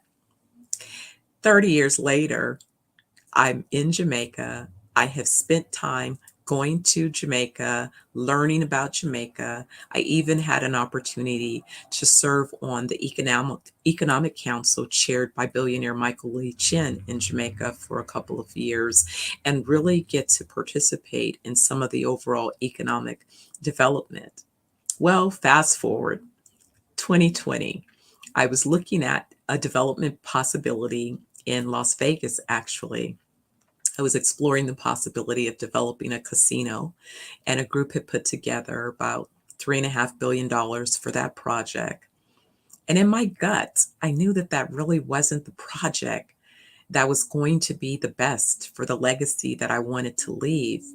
But I also found myself struggling with getting access to sufficient capital to execute on my business plans, because by then I developed an outstanding track record as a real estate developer, from having a portfolio of the largest privately held REIT in the nation, where I was on the executive team and I led the development efforts. I had projects that have become known and recognized these days, as far north as San Buenaventura, as far south as the Block at Orange. And our asset class was luxury apartments. And in fact, we exited this REIT where we had over 99,000 doors, a privately traded REIT, and sold it to a publicly traded company. And through that experience, I now was putting together the pieces of the puzzle of what I hoped to execute in my own business plans. And I say this because a lot of times people think that along your journey, that you have all of the expertise you need.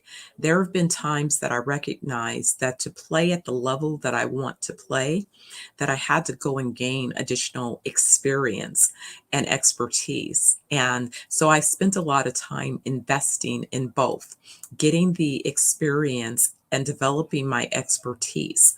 And so my last piece of that puzzle in 2020, or in 2019, actually, right after graduating from graduate school with my doctorate in business administration, I wanted to go to law school. So I'd started law school while I was considering launching this casino. And right prior to COVID, I really had decided that, unfortunately, I was not going to proceed. And so a friend of mine was headed to Jamaica for a month.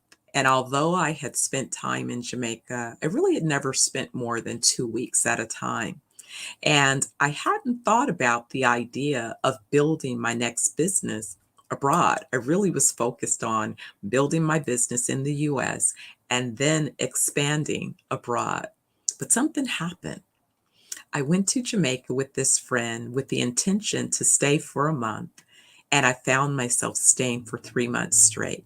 In fact, I didn't want to leave. And if I was Jamaican and if I had Jamaican citizenship, I probably would have stayed. I wouldn't have come back. And I wasn't willing to just marry a Rasta like some other folks do to get to stay. So I started working on a business plan so that I could really find a way to invest in the country. And I remembered my earlier experience of how I wanted to contribute to the ecosystem. And it was through those efforts and my willingness to spend time. Those in the country know that the main business infrastructure happens in Kingston. Where I tend to spend my time is what they call the country.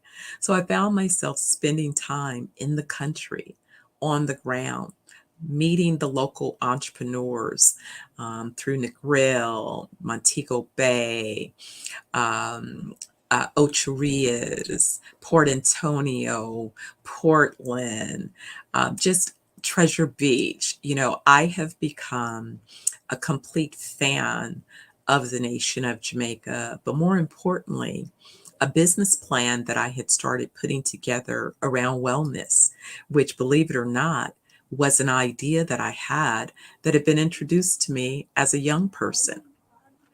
All of these things coming together and wanting to make an impact is what really underpinned the Organic Farmers Initiative.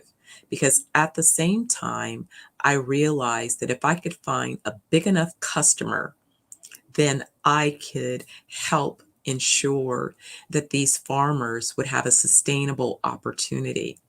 And so that's what I did. Right around the time that I kind of executed these plans, I discovered that this new initiative around food as medicine began to gain traction. And really, that's only been in the last year and a half that we're beginning to see the data that suggests that food as medicine is something of interest.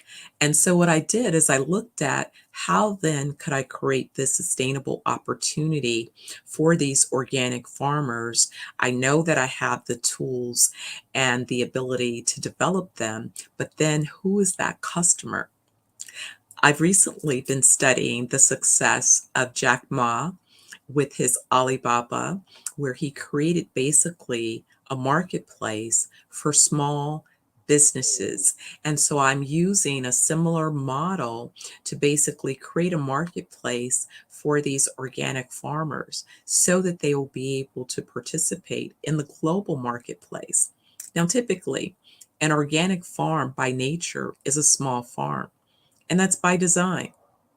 So you're not going to find a small or a super sized organic farm.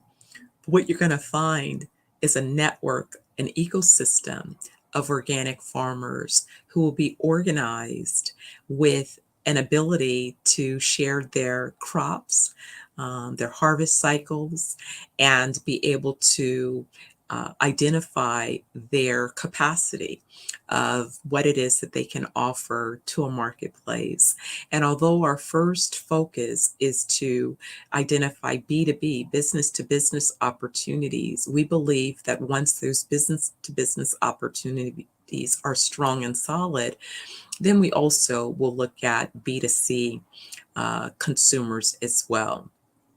The concern about the secondary B2C market has a lot to do with logistics and the cost. We want to ensure that when we bring these products to market, that we're able to do so, again, in a sustainable manner and fashion. And frankly, you know, consumers can be very fickle. So I can't put this network in a place of being subject to some of those uncertainties until we've built solid strength throughout these organizations. So our focus is to enter the market and provide B2B solutions by making sure that the organic farming perishable and non-perishable items are available and accessible. So if it is that you have interest in learning more about those initiatives, certainly, you know, you can get more information through my Organic Farmers Global.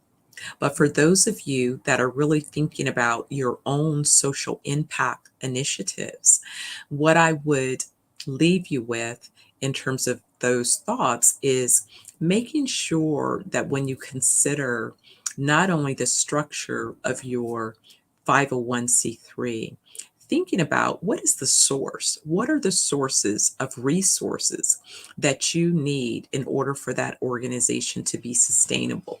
What I mean by that, if your 501c3 is dependent upon, if you are dependent upon the 501c3 as its own source of resources and you are not yet in a position to seed that organization, I would suggest that you look at a for-profit structure and business opportunity first. I often tell entrepreneurs, go make your millions first, then you write the first check to launch your 501c3. It changes the dynamics of the organization and it puts you in a position of strength. That way, you're able to attract other resources. Think again, what type of foundational structure is being followed by legacy families, the Rockefeller Foundations, the Clorox Foundation, these major corporations that form foundations that still have initiatives that support communities and oftentimes support other smaller organizations. They do so because they're able to create sustainable resources and endowments to ensure that they have the resources available to continue to seed their initiatives and also to maintain control. When you go out to market as a typical 501c3, oftentimes it's a beauty contest and it's at the whim of the organizations that are issuing the grants. You're not guaranteed a grant. Oftentimes the grants are very limited. And these days, many granting organizations want you to demonstrate that you have other ways to sustain your organization. Oftentimes you won't be given a grant if you can't demonstrate other access to capital to ensure that your organization exists. And it's not about just creating an organization that is running off volunteerism, although that's great to have volunteers. It's about creating, again, an organization that really is well resourced so that you can accomplish the initiatives that you're setting forth. So when you're thinking about how to create an organization that delivers sustainable impact, make sure that you look at not only the vision of that organization, its mission, what you believe it can truly accomplish, but really think about who or how do you plan to resource that organization? What are the points of capital? How do you plan to get resources into that organization, not only today, but for the foreseeable future? And what are its business plans? Because the key distinction in a 501c3 structure is that you're not creating assets. It's not an organization that is an investment. So you're not going to have capital coming in from an investment standpoint. You're getting capital that's coming in from a donation standpoint. Typically, that's a different bucket than an investment standpoint. I used to explain to organizations, if you're going out for community development grants, that's a great bucket, but it's a small bucket. Whereas if you can align your initiatives with a corporation's business objectives, then now you're talking about a bucket that's far wider and also more sustainable. So when you see organizations that have been able to align themselves with the business initiatives and objectives of corporations in a business way, because you're addressing a particular market segment that's important to the organization, then you find yourself poised and positioned to have a longer life cycle of that organization, a greater sustainability in the ability to execute on the organization's initiatives. In closing, I want you to make sure that you consider, again, am I structuring my organization in such a way that it's sustainable? Are my concerns and initiatives ready right now for a 501c3? Or should I identify a business objective that I can properly form and generate the wealth that I need and then began to ease into forming that foundation. You know, I've had to have this same conversation with my team. We're excited and looking forward to how we can contribute through our Organic Farmers Initiative, but we first have to generate the revenues through our main organization. The organization is Zenniverse Wellness Group. And so through our wellness resorts and our food as medicine initiatives, that is how we create the wealth that then allows us to contribute to our foundational goals and desires. And so I think that, and I hope that, you know, these nuggets, maybe this thought perspective will assist you as you evaluate and structure, you know, your initiatives so that they become far more sustainable. I think it's tragic when we see organizations cease to exist, especially when they're doing, you know, such important work.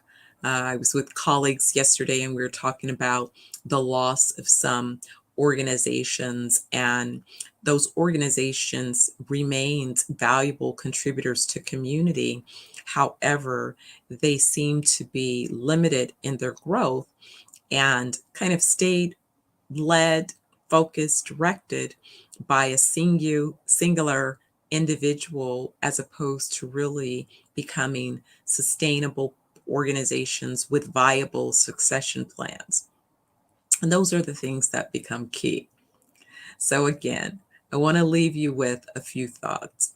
When you're thinking about how you can make an impact in your communities, and you're looking at the appropriate legal structure, whether you form a for-profit or a not-for-profit organization, I would caution you to consider how you can build first a for-profit business that is sustainable, and then use that vehicle as your tool to helping to fund, finance, and create sustainability in your 501c3 foundation that has the ability to create a sustainable existence in the marketplace. Because I too believe in being able to contribute significantly to humanity. But I understand, because I've seen the successes and failures, sadly, of organizations. I've experienced successes and failures myself. None of us exist in business without those things. And it's oftentimes shifts in the marketplace. You may have customers today, and then those customers are no longer here tomorrow. So hello, Dr. Audrey. Thank you so much for sharing all this great information with us today. We definitely appreciate you being here. Just for the audience, can you share with them how they can get in contact with you? Absolutely.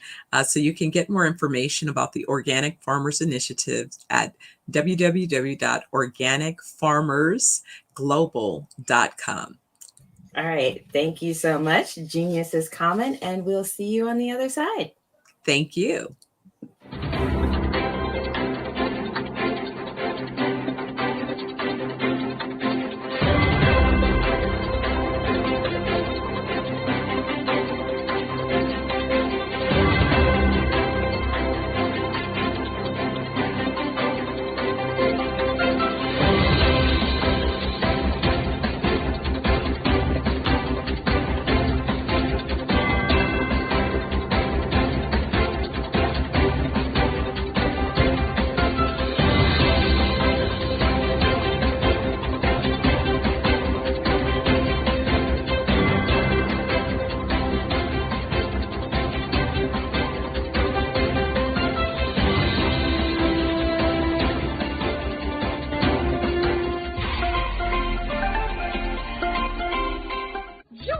Dr. Eric Kelly III and a host of phenomenal speakers from all around the globe for this 7-day virtual event that you don't want to miss. The mission of the Black Business Expo is to raise scholarship money from kids all the way from high school, all the way from college. The Black Business Olympics is one of the largest Black business showcases in the world. It is an opportunity for businesses and companies to showcase their businesses globally. We are going to be giving away laptops up to $5,000 away to students. Again, I'm Olivia Appleberry, the founder of 2 Cents Finance and one of the speakers for the expo. I am so excited to see you there. For more info, go to www.blackbusinessexpousa.com or call 919-308-9090 and hope to see you there. I am Black Business. From the moment I wake until the time I sleep. Yes, I am Black Business. I am Black Business. Tell me, are you Black Business? I am Black Business. Do you support Black businesses? Listen, I support Black business because I am Black Business. Black Business Expo, one of the largest business showcases in the history of Black business in the world. The world! Sign up today at www.blackbusinessexpousa.com or call 919-308-9090. I am Black Business. I am Black Business.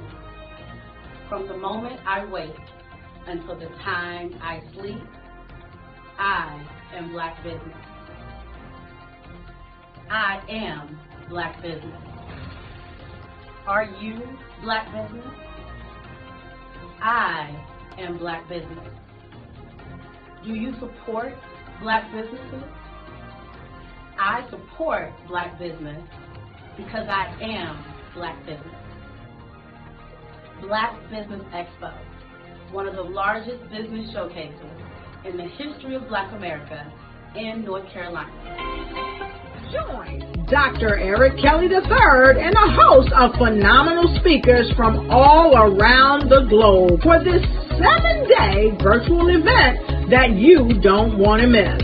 The mission of the Black Business Expo is to raise scholarship money from kids all the way from high school, all the way from college. The Black Business Olympics is one of the largest Black business showcases in the world. It is an opportunity for businesses and companies to showcase their businesses globally. We are going to be giving away laptops up to $5,000 away to students. Again, I'm Olivia Appleberry, the founder of 2 Cents Finance and one of the speakers for the expo. I am so excited to see you there. For more info, go to www.blackbusinessexpousa.com or call 919-308-9090 and hope to see you there. I am Black Business. From the moment I wake until the time I sleep. Yes, I am Black Business.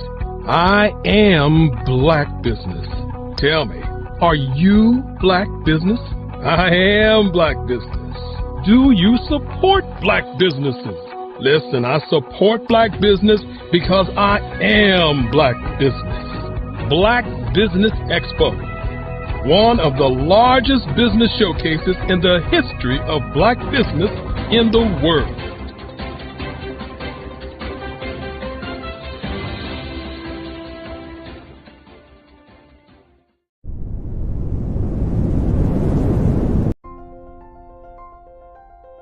What if you could build your own city? A place where every child can find nurturing people to help them achieve their full potential. A place where every adult can access job training support, where health education is abundant, where social justice ruled the land. A place without limitations. Welcome. You have arrived at STEM City USA. It is what every city should be. A safe and trusted community where you find people and resources to help you become everything you are and beyond. STEM City is unlike anything you have ever experienced.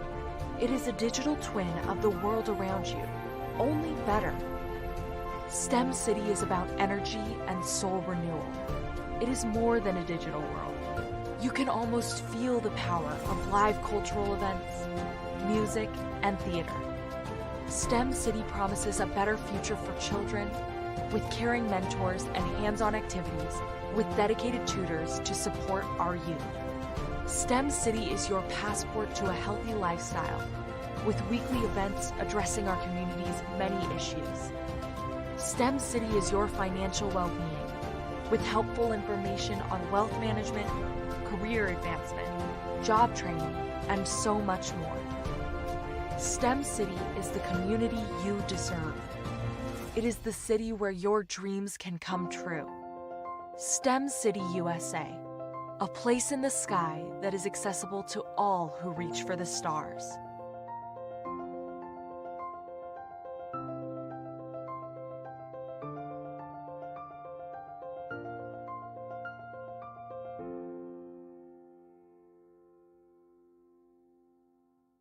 Sometimes you got to hear the news from the Black perspective, and more specifically, Black publishers. And that's exactly why you have to download the Hey Tie app, the largest mobile app delivering breaking news, videos, and podcasts from 200 of your favorite Black publishers. Yes, 200 Black publishers delivering news as it happens, literally all in one app. Go to hayti.com or download the app in the Google Play Store or Apple App Store. It's completely free, along with information that you can trust, so go check them out.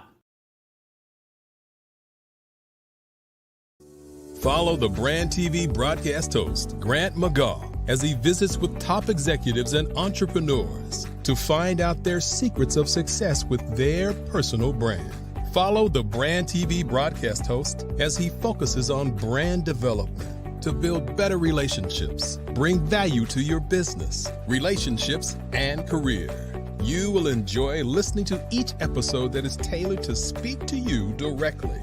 If you're looking for this type of clarity in terms of building your brand, you have tuned into the right station. Each episode will help you to shape a conversation in the 5-star BDM network of 20,000 professionals and become a springboard for your corporate engagement and business opportunities. Each guest will frame their story in the areas of personal branding, business development, career development, financial empowerment, and technology innovation.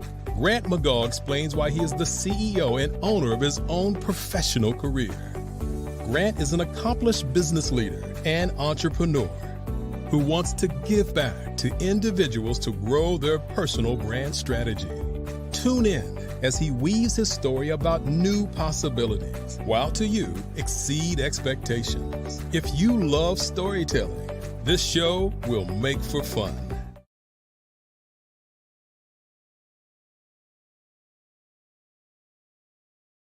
Every speaker has a moment where their words can spark inspiration, drive change, and transform lives. But what happens after the applause fades? With 5-star BDM, your voice doesn't have to fade. We transform your live session into a professional ebook. Imagine your session becoming a permanent, interactive asset, reaching new audiences across the globe. Like Grant McGaw and Dr. Eric Kelly III, whose session on the Mindset Revolution continues to inspire thousands through their custom ebook. Your ideas can become a lasting impact. Turn your session into an ebook that not only tells your story, but expands your reach, builds your brand, and engages your audience. With embedded videos, custom graphics, and a stunning flipbook or PDF format, your message will inspire long after the event is over. And for a limited time only during the Black Business Olympics, get your custom ebook for just $199, down from the regular price of $399. This is your chance to transform your message into something truly unforgettable at an unbeatable price. Your package includes a professionally designed ebook, a flipbook or PDF, embedded video of your session, and custom graphics. Everything you need to showcase your message in a way that lasts. With 5-star BDM, your session becomes more than a moment. It becomes an opportunity for growth, greater visibility, and lasting impact.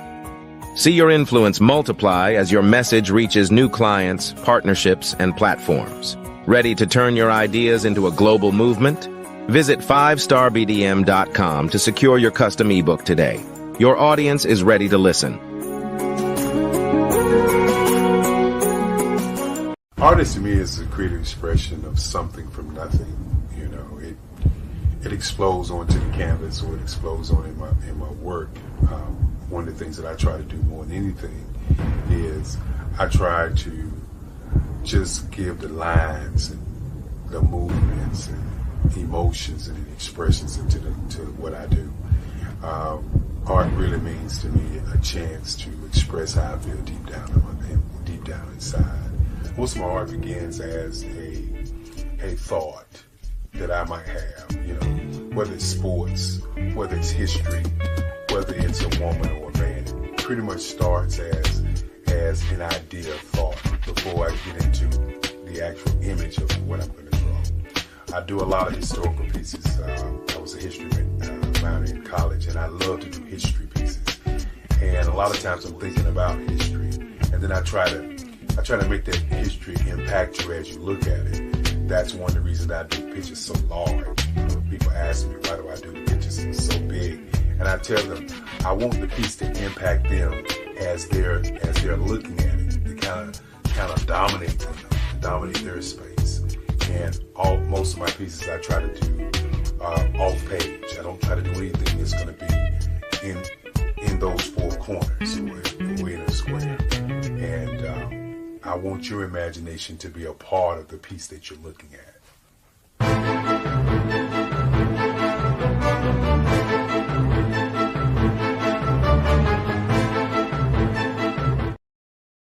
Hello, I am Dr. Eric Kelly III, the visionary strategist and founder of the Black Business Olympics. I invite you to showcase your Black-owned businesses on the Black Business Network global stage. The Black Business Olympics is a global Black Business Network platform that propels Black-owned businesses into the international spotlight. By showcasing your business on the Black Business Olympics platform, you can reach a worldwide audience of potential customers, partners, and investors. You can also establish yourself as a thought leader, an expert in your field, attract lucrative partnerships, and more speaking engagements. In addition, the Black Business Olympics platform provides a valuable opportunity to connect and collaborate with like-minded entrepreneurs and business professionals from around the world. This can lead to new business opportunities, ideas, and relationships. Finally, by sharing your story and expertise on the Black Business Olympics platform, you can inspire and empower others. This is a powerful way to make a positive impact on the world and leave a lasting legacy. If you are a Black-owned business owner, I encourage you to seize the opportunity to showcase your business on the Black Business Olympics platform.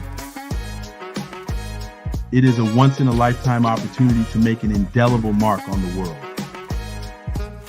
Be one of the 1,000 visionary entrepreneurs who are changing students' lives, shaping industries, and leaving an unforgettable legacy for their families. Unleash your voice on our global stage and watch your business thrive. Black Business Olympics is one of the largest Black business showcases in the history of Black business in the world. Yes, the entire world. Just give me a call today at 919-308-9090.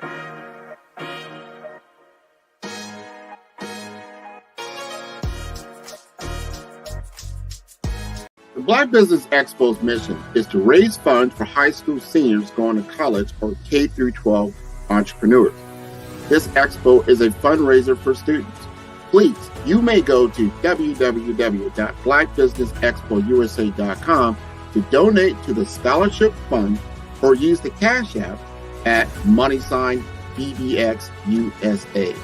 Our goal is to give laptops and up to $5,000 to 10 students. Students can register online at www.blackbusinessexpousa.com. Every dollar counts. Please donate to the Black Business Expo USA Scholarship Fund.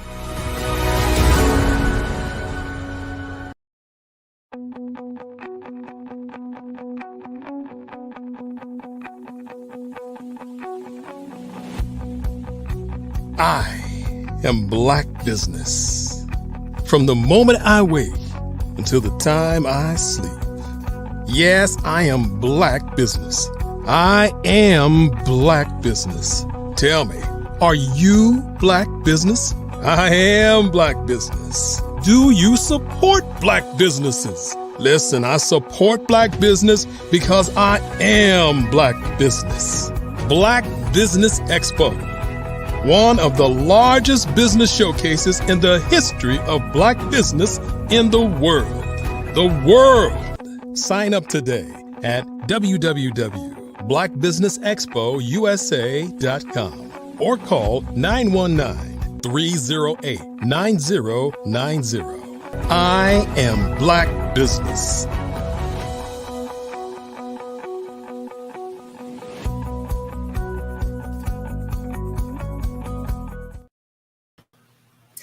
Good day, business owners, entrepreneurs, thought leaders, and corporations. Welcome to the Black Business Network. My name is Helen Hicks. I'm your business moderator for this edition of the Black Business Network.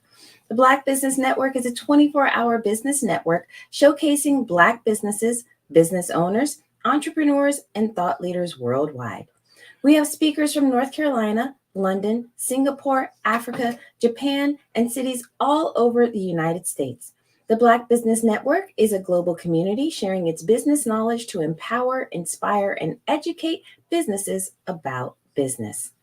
Today we have Dr. Stephanie Ardrey, the founder and CEO of Xenoverse Wellness Group, a global wellness organization formed to deliver wellness 1 week at a time through its Medi-Spa-tels strategically planned for the Caribbean, Italy, and Africa. She will be hosting a fireside chat with celebrity chef, dynamic speaker, and one of the most productive health research writers for the generation, Chef Katie Awadu. He is on a powerful mission to spread his unique gospel of perfect health. Audiences are consistently amazed at the depth of health science wisdom that the chef serves up to support his claim that food is nature's most perfect medicine and medicine has never tasted like this before. Everyone, I present to you Dr. Stephanie Ardrey and Chef Katie Awadu. Hi, thank you. You're very, very welcome. It's great to have both of you here with us today. Geniuses comment, and I will see you on the other side. Wonderful. Hey, Chef, how you doing today? We black and we shine. Very, very grateful for the invitation to once again be a part of the Black Business Olympics and this dynamic network. There's a lot going on that we have to be proud of.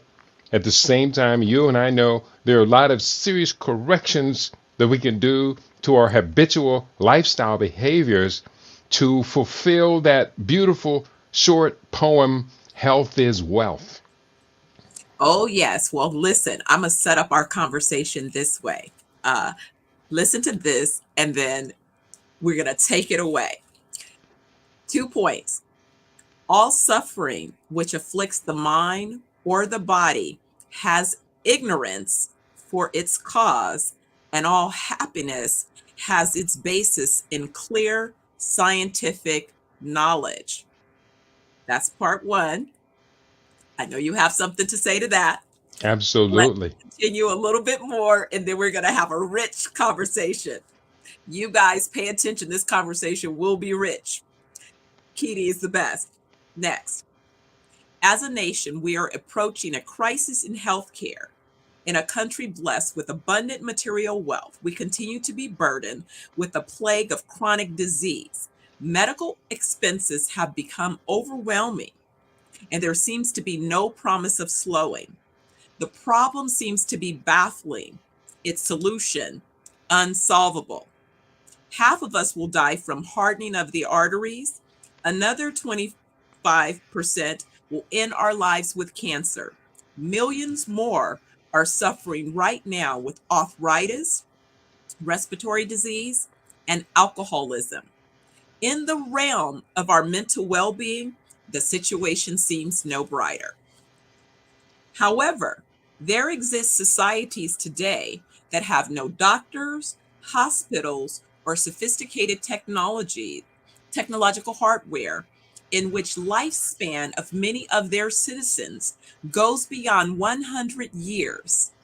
Senility is rare, and most demonstrate heightened wisdom in their later years.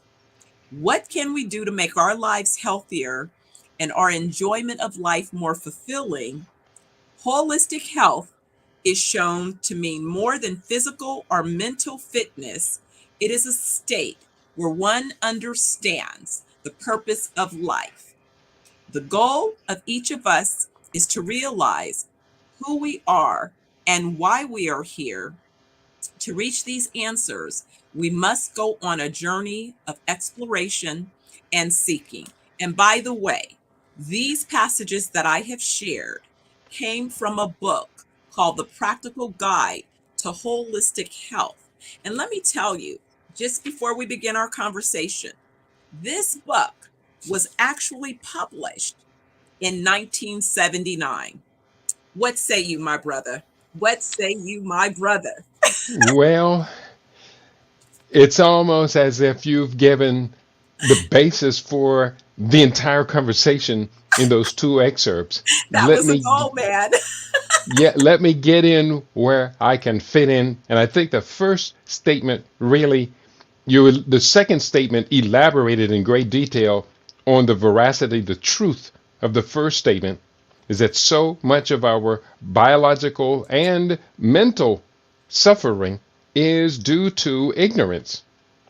As we live in this era of unrestricted access to information, between the internet, between the libraries, between colleges, between so many sources where we can get life-enhancing information and utilize that, it's amazing that so many people suffer because of lack of information. My people suffer because of, there's a biblical quote, I'm 3/4 of the way through it, but they suffer for lack of information.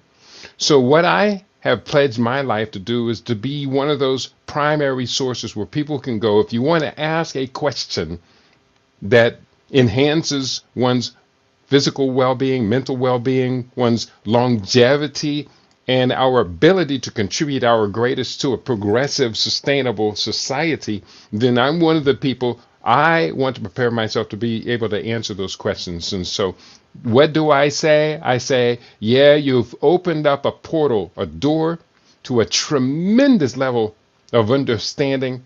I am hoping that the words of my mouth and the meditations of our hearts do inspire people to traverse that portal, to move into a new era, a paradigm shift in our own individual and collective health and well-being. And I guess when we talk about this, if we look foundationally, you're right. Not only is there an amazing amount of information, but it almost seems like people have blinders on. And I think that those blinders are because of a mindset. It's almost as if it's an attitude of, don't tell me what I already know because my mind is already made up, or don't give me any new information because my mind is already made up. It's like, it doesn't matter that there's information and resources. I've already made a decision. Mm-hmm. And when you make this statement, don't tell me because my mind is already made up, that introduces another question. How did your mind get made up? Could there have been some subconscious, subliminal manipulation of the thoughts going into your mind over the entire course of your life that have gotten you fixed in a position where in actuality, technically, you're not healthy? So that reminds me of a book that I wrote on mind control. And if I were to attempt to want to have intention of controlling your mind or anyone else's mind, there's only 5 ways I can get into your mind. I can get in through your sense of hearing, your auditory, so your sense of vision, your visual. I can get in through your sense of smell, your sense of taste, and your sense of feeling, kinesthetic. These are the 5 senses. These are the only portals into someone else's mind. So one of the major conclusions I had was the manipulation of the inputs into our cognitive mind over the course of a lifetime have come to shape our understandings of how the world works. And if these inputs are essentially deceitful, not in harmony with the natural order, with natural science, then what we get fixated upon actually becomes what is called maladaptive. We adapt to these inputs and our understanding of these inputs with responses, reactions that actually do not further our best self-interest. This is what the research of Ivan Pavlov, the so-called Pavlov's dogs experiments, it was called the reflex arc. 3 components. And by understanding the reflex arc, we can understand virtually all human behaviors, whether they be properly adaptive or maladaptive. The 3 inputs are cognitive input, eyes, ears, nose, taste, feel. The concept or the organizing of these thoughts, the abstraction of these thoughts, memories, associations, concepts, etc. And then thirdly, we adapt, respond, react to what we've heard, smelled, tasted, whatever, with specific actions that we've learned along the way. That's the reflex arc. Understanding that, I have a key, and I want everyone to understand it, to understand all human behavior, including maladaptive behavior. And when that comes to health, we're talking about our fixed attitudes and concepts about healthcare, about nutrition, about relations, about critical roles of things like hydration and exercise and rest and these other concepts that we have. Some people have come to believe that engaging in these positive behaviors toward wellness and holistic health, as you pointed out, some people have come to believe that there is a detriment in that. And how has that been shaped? Been shaped by the dairy industry, the meat producers industry, the food processors industry, and largely to a great extent now being shaped by the medical pharmaceutical drug complex through never-ending advertisement of these drugs. Oh my goodness, a lot in that, but that's exactly what it's all about. My earlier career began in advertising, and I remember when I was in college, we were introduced to this book called Clam Plate Orgy. And what the book illustrates was not only the subliminal messages in advertising, and I was asking someone, I said, pay attention to going to a grocery store, for example, with a newborn, a toddler, baby not old enough to be enrolled in any kind of preschool or anything, a 1, 2, 3-year-old in your basket. Go down a cereal aisle and look at that baby reaching for certain products. Why would that baby have an awareness to be reaching for those particular products? Well, think back to where you've placed that baby in front of what idiot box and what that baby is consuming in between cartoons that you think are harmless. No, they're filled with messaging and commercials and imaging that is basically programming your baby before your baby is able to actually have a conversation. They're already choosing products. Mm-hmm. And many do continue. I'm listening. And drive down any street near any fast food, and you smell the air filled with the scent of the poisons that are being prepared. Mm-hmm. That's right. And so you're talking about the smells and the sights and ultimately the sounds. And these are the windows into our minds. So we have to understand this process. So therefore, we become restrictive about what we allow into our conscious mind, or better yet, allow into our subconscious mind, so that we can ultimately become what the poem Invictus encouraged us to become, the captains of our soul, the masters of our fate. We know what to do, but we do have to understand that the momentum of society is not good for us at this particular point. One of the tragic outcomes of a socially engineered society that's contrary to holistic health and wellness is the high levels of overweight and obesity that plague the world's richest, most technologically developed societies.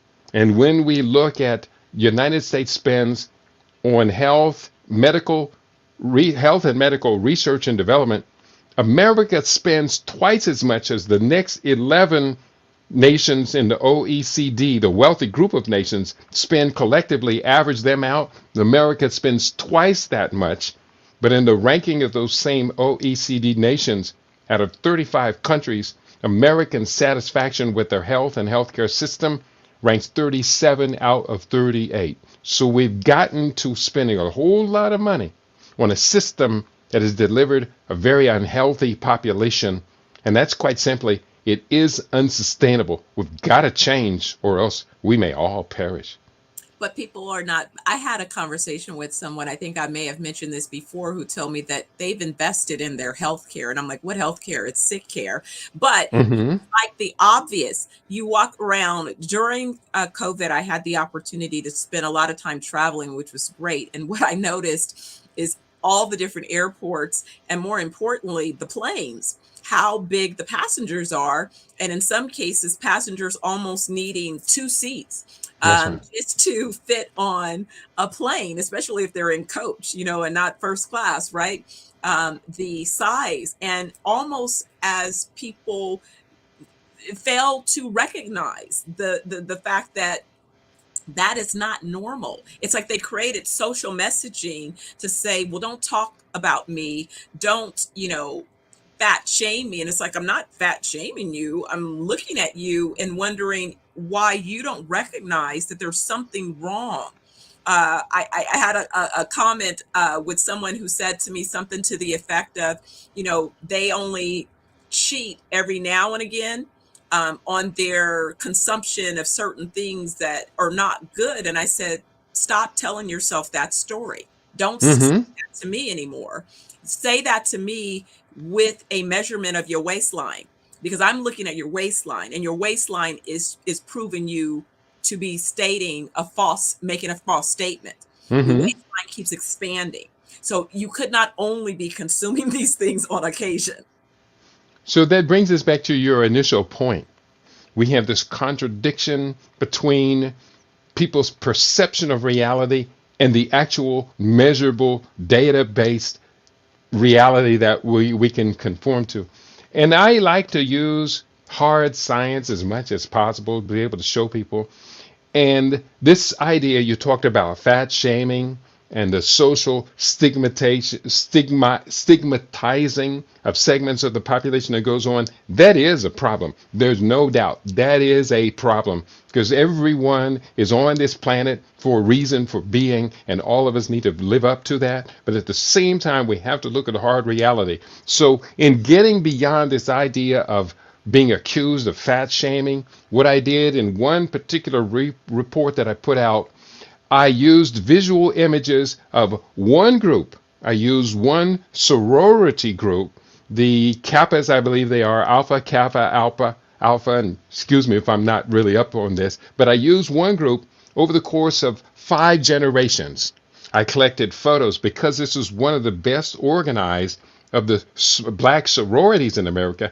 I used 5 generations of photographs of them, beginning really from the 10s and 20s. I compared them to photographs from the 40s and 50s, and then a third set of photographs from the 60s and 70s, and the last set from the 20s, the teens and 20s. When we compared these groups of women taking their collective photographs on college campus at relatively the same age, it was undeniable that with each generation, the women who were part of this dynamic sorority were getting bigger every 20 years or so. So now we can compare ourselves against ourselves.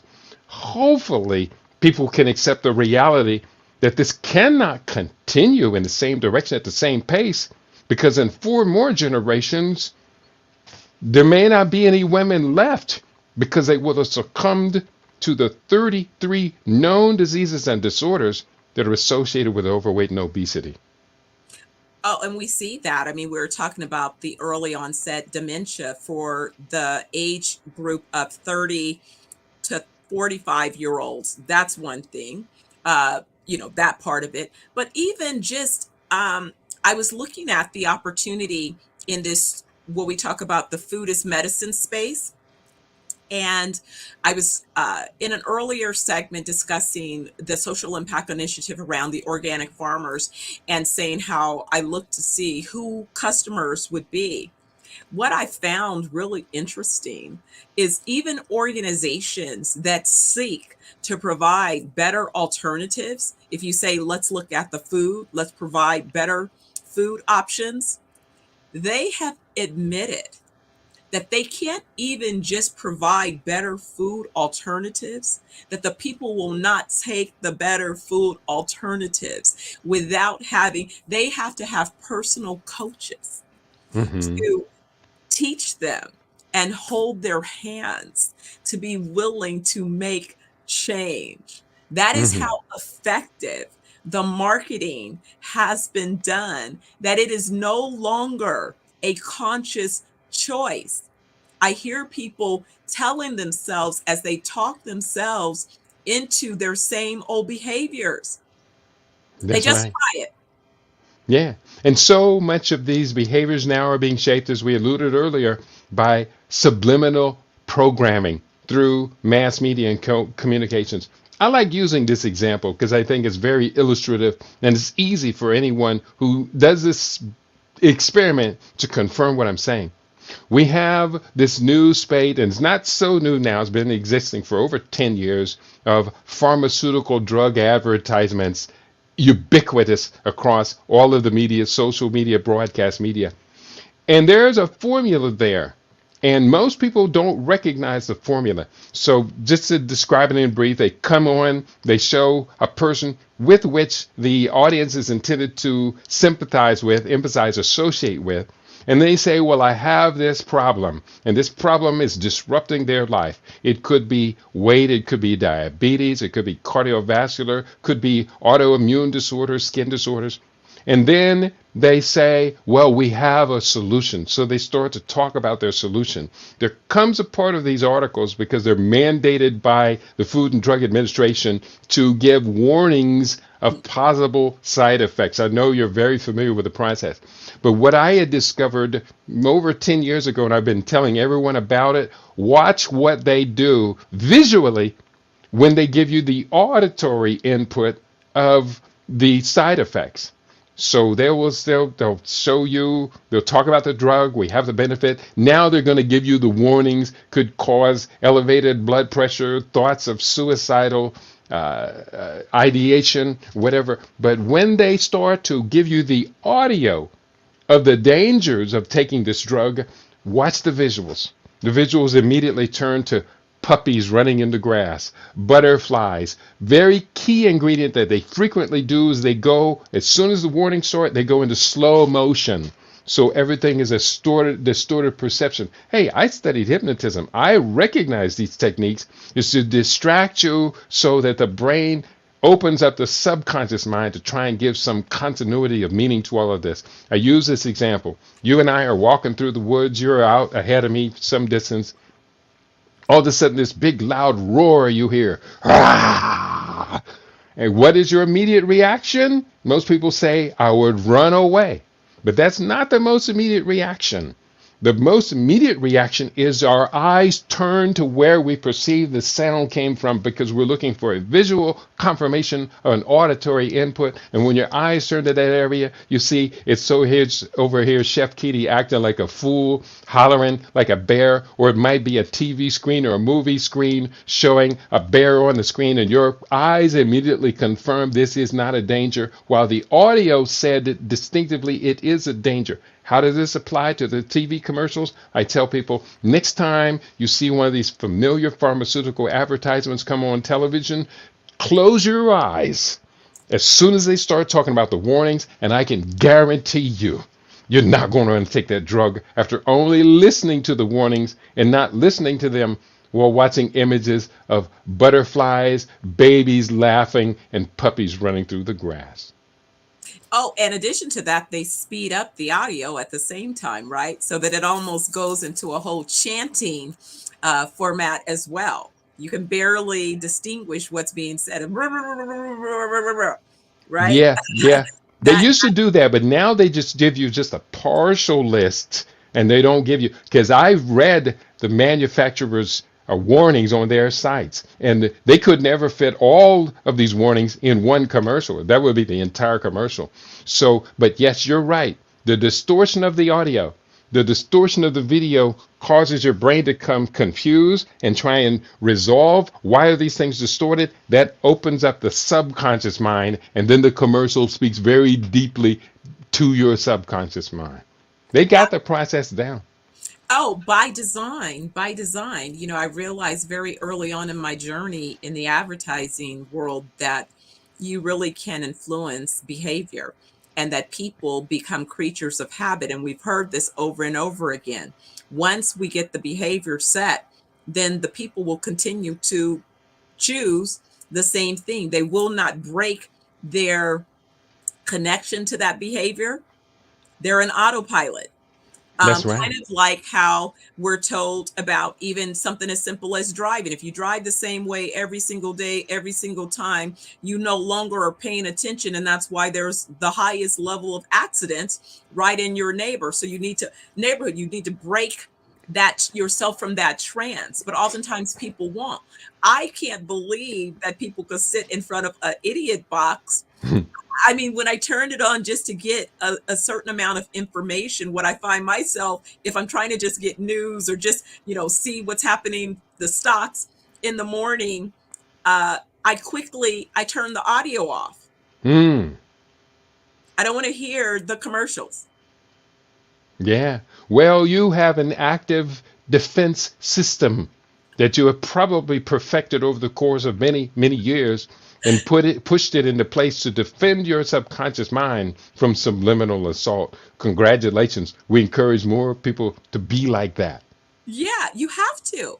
You have to guard your ear gates. We've been told that. Why is it that we have two ears and one mouth? Because stuff is constantly, and it's amazing because I've had conversations with Gen Xers or millennials who believe that they're not being marketed to. And it's like, oh my God, you're being marketed. It's become ubiquitous with their existence. They can't even distinguish their existence because it's so much part of their existence that they don't recognize it. And, constantly being attracted or distracted by the devices and why and what that's all about. And how that's controlling, again, your mind and your behaviors.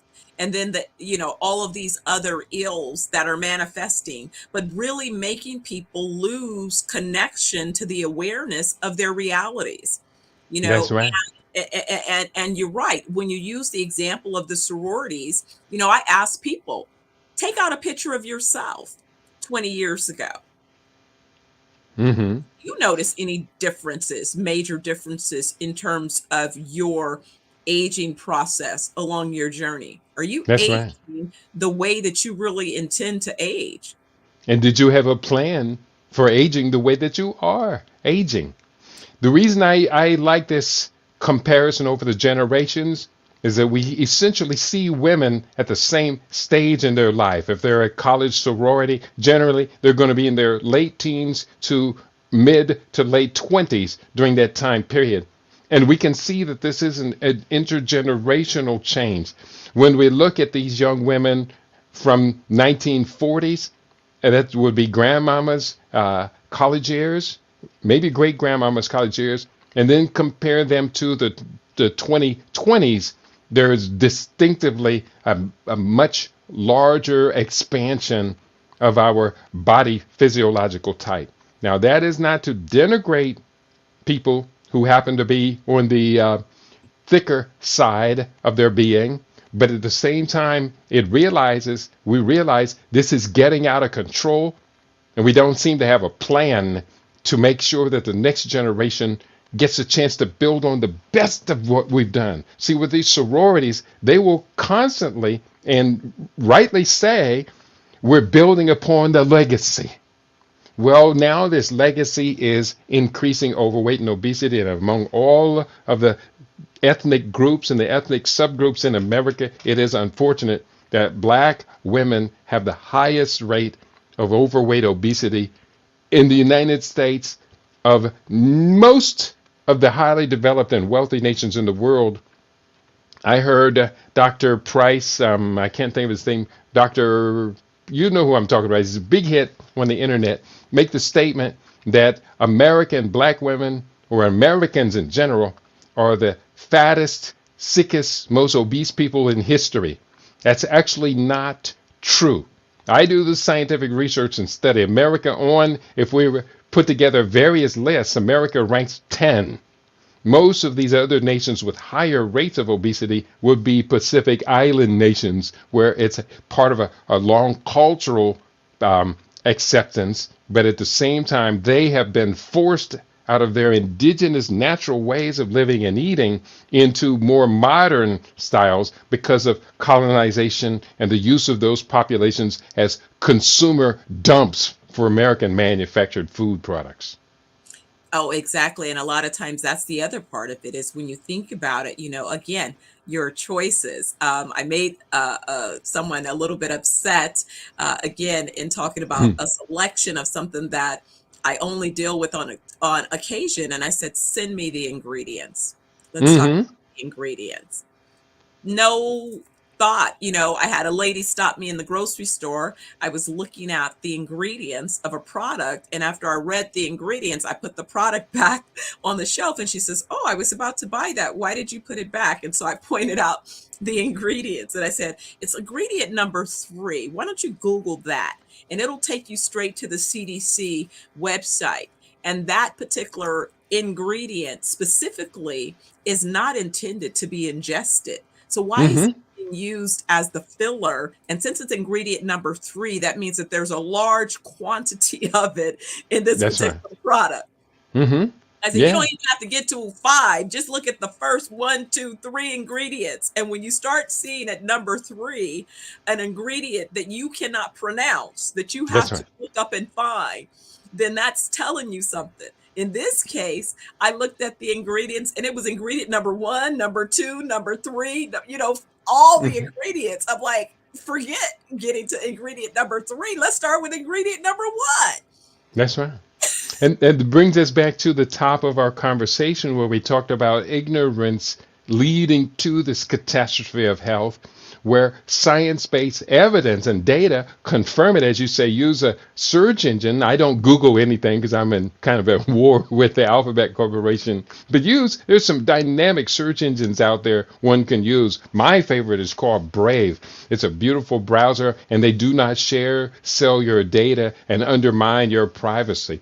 But, search engines are ubiquitous. You can pull your phone out in the middle of the store, and nowadays the phones are getting so sophisticated with AI integrated into them, you can basically take a picture of it and it can give you a report in just a few seconds on the quality of that for your body. So there's no reason for us to be subjected to being exploited anymore unless there is some means of subconscious collaboration, cooperation with the destroyers of our health and well-being. One might even point to what was called the Stockholm Syndrome, where we begin to empathize, sympathize, and associate with those who have kidnapped and hurt us all along. Oh my goodness. And so it seems that really is a combination of what's going on and the fact that the messaging is nonstop. We thought about, if we look back the history of messaging that has been banned from TV. Remember, there used to be a time that spirits companies would advertise and they said, oh, the spirits are too harmful. So they removed them from television. That didn't stop you from finding access to spirits. I remember early in my career, those were some of the clients that I represented in the marketing space. And I remember a few people saying, well, you represent these brands. And I'm just like, yeah, but I don't consume. I don't consume the product. It's just business. But I also realized that I didn't really want to be a part of that. I was saying the same thing confronted me again in wanting to launch my development company and finding that there was an opportunity to develop something that, at the core, I really didn't want that to be part of my legacy. So I had to, kind of go back to the drawing board and figure out. And what I'm finding is that the product that would have been more harmful, there's far more support for that product than the engagement and support of the product that is helpful. The remedy. Wow. I Mm-hmm. floored that the amount of folks who absolutely need what it is that I'm offering, who are so uninterested in that, such to the degree that in order to even attract capital, to even identify customers, I've had to move beyond the people who I thought as the primary benefactors of this solution. I'm thinking, well, maybe they just don't know. So maybe if I educate them and if I provide access to, and I figured out how I could provide access to and how I could make it, an immersive, inclusive experience so that I could guarantee that they could get outcomes. And then I thought about, well, what about when they go back home? How can I continue that wellness healing? Like I spent the time to figure out all of these things to mitigate any gaps, right? It's not working. Yeah. Well, we have to accept that we have become co-collaborators of our own self-destruction, and it's become somewhat a default process.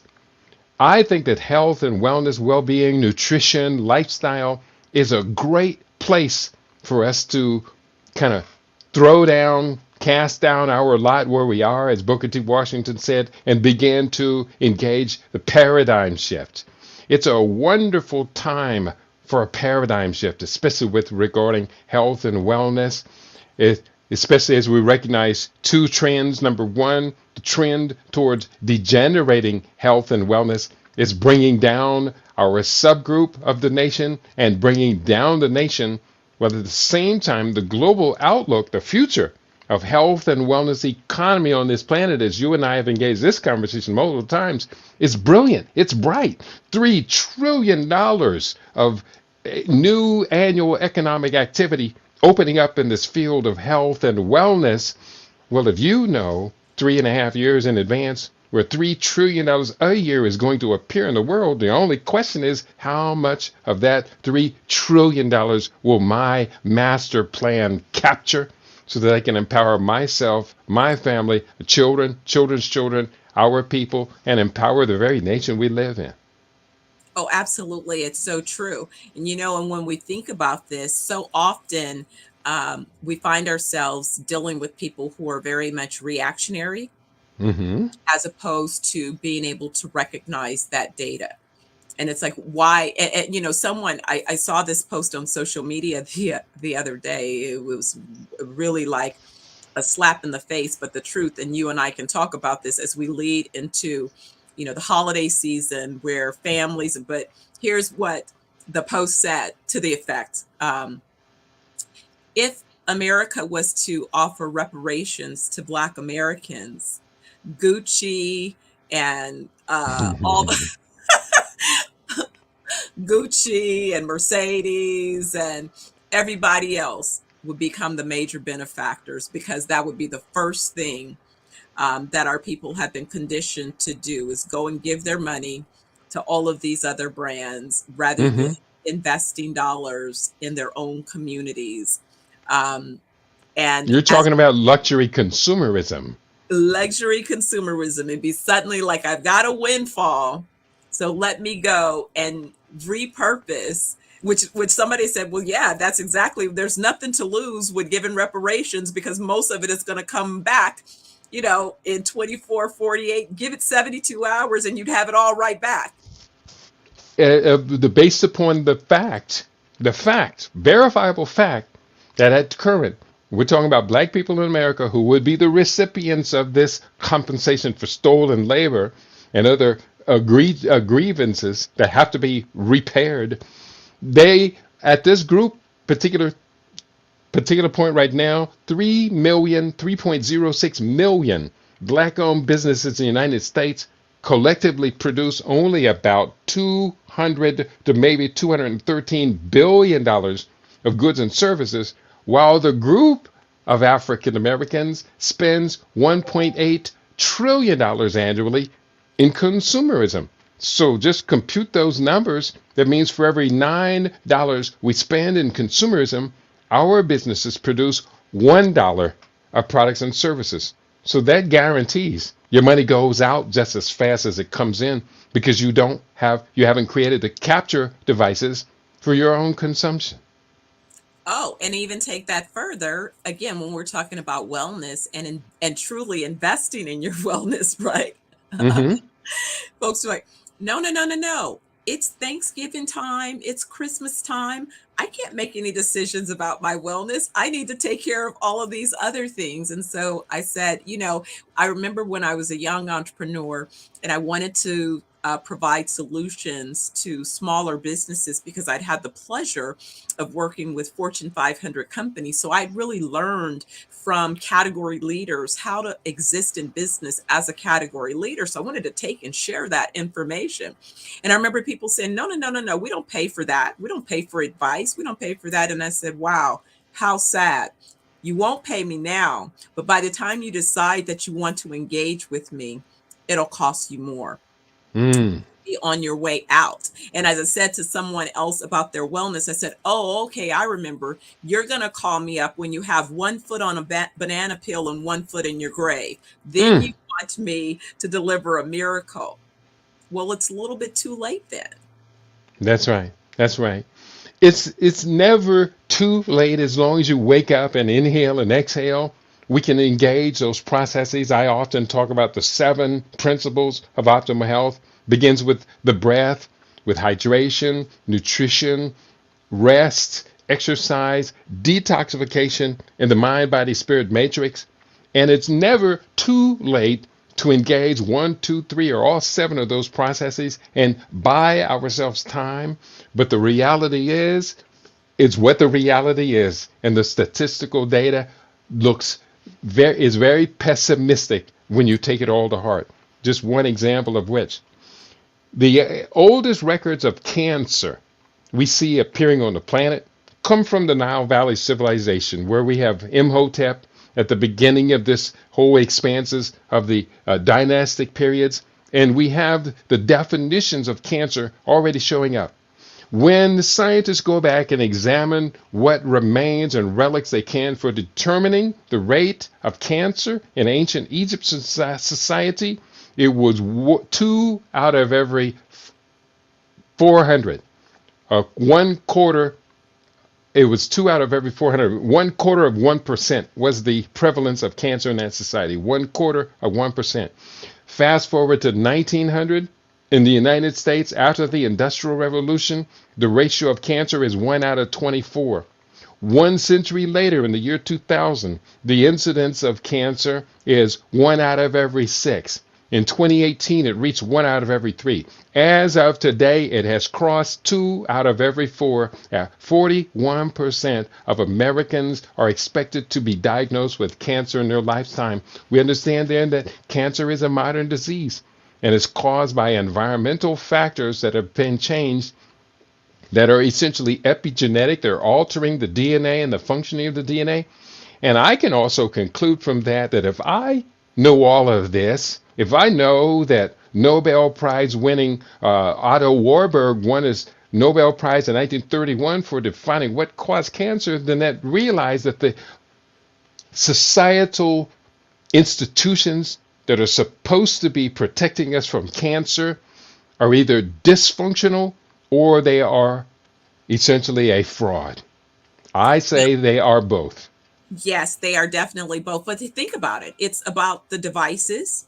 I find myself, saying and being aware of my, how many people have ear pods in their ears and they leave them in nonstop? Mm-hmm. Is that affecting something? Absolutely. Yes, it is.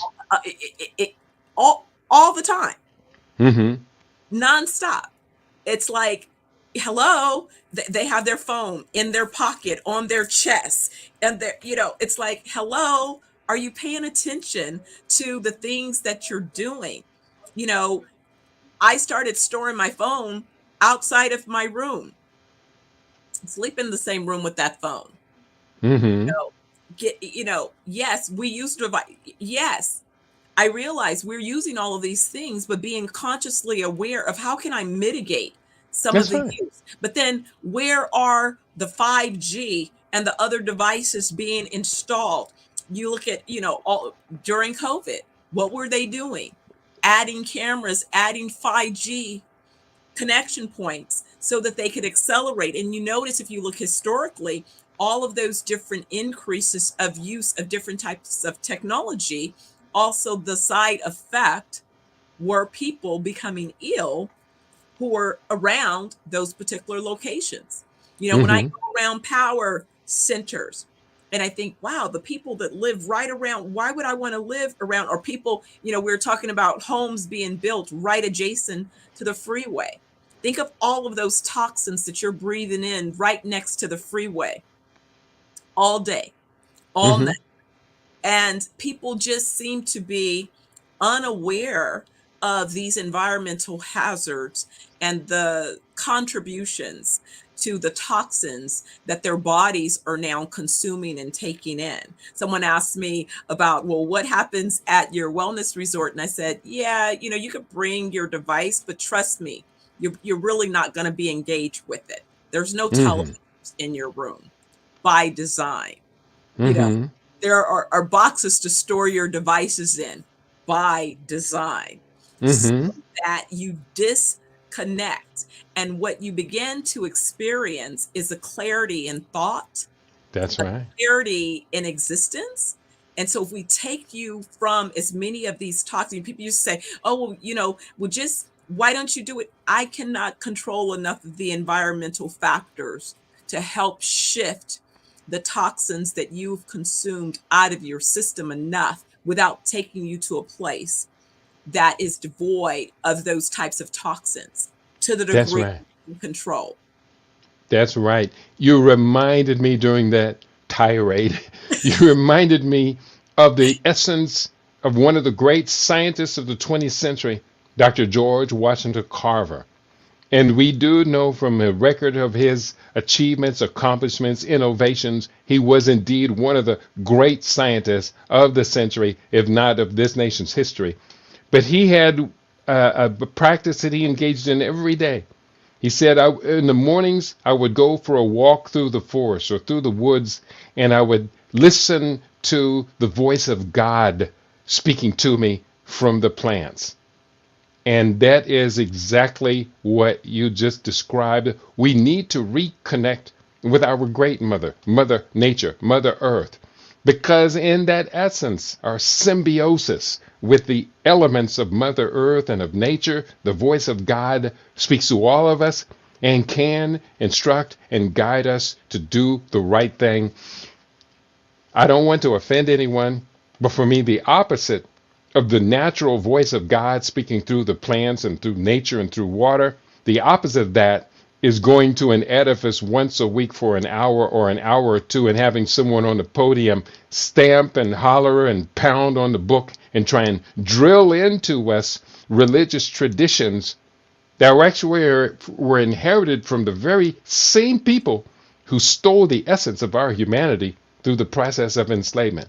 I can't go for that. No can do. No can do. And that's one that's definitely, we should take a deeper dive, but even a topic that's probably even more being discussed, this idea of global warming. And so I said, again, as with many things, that is a man-made creation as well, because I noticed in my community that they were going through and replacing the grass with rocks. And I remember walking past the transition of where these new rocks were in place and noticing the increase in heat. That's right. I said, oh my gosh, and even when the landscapers were out there, there was this patch that was right adjacent to my home, and I would ground in every day. And I remember the guys were watching. They didn't even want to dig it up the day that, I guess they thought I was going to attack them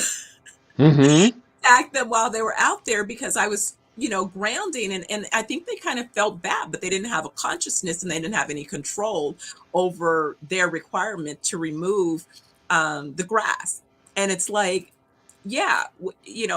nobody's paying attention to this. Nobody's talking about this. And so, well, when people do pay attention, they're called conspiracy theorists or accused of misinformation, disinformation, but there is a lot of merit into what you're talking about. Oh, we see it. When you go to an urban city that's a concrete jungle, it's hot. Why That's is right. that? Where is the moisture? It's dry. Where is the moisture? Where are the trees, the vegetation? The natural carbon sinks. Yes.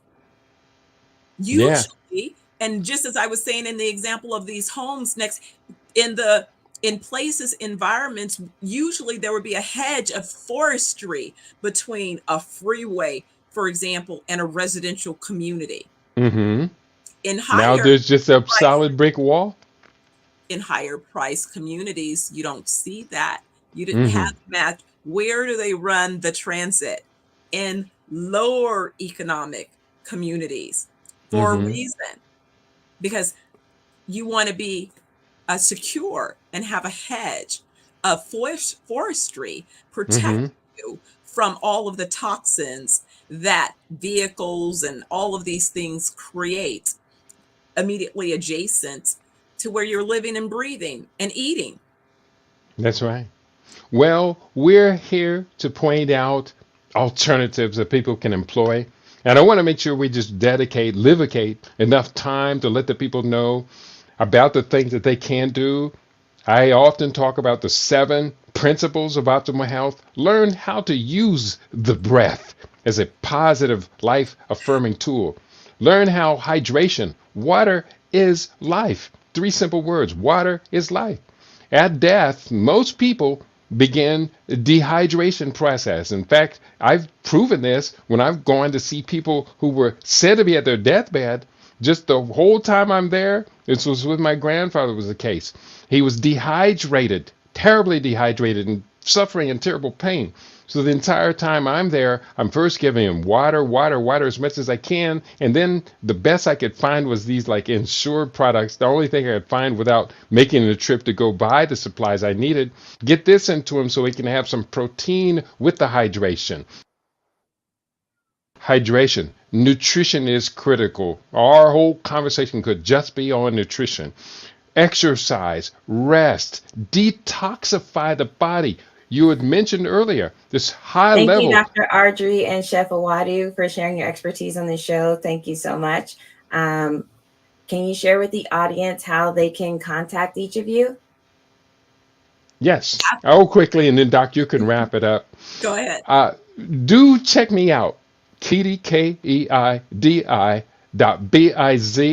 And you can also look at chefkeidi.com. That's where you'll find me, and we can continue this powerful dialogue.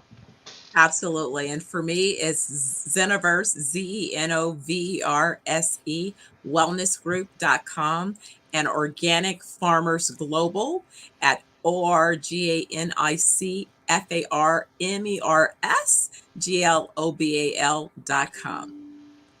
Thank you so much, both of you. The Black Business Expo's mission is to raise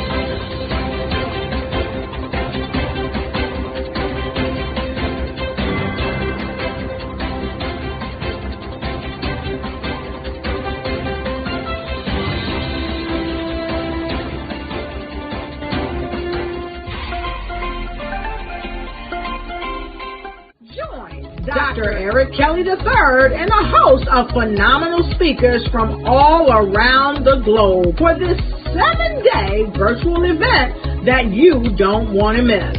The mission of the Black Business Expo is to raise scholarship money from kids all the way from high school, all the way from college. The Black Business Olympics is one of the largest Black business showcases in the world. It is an opportunity for businesses and companies to showcase their businesses globally. We are going to be giving away laptops up to $5,000 away to students.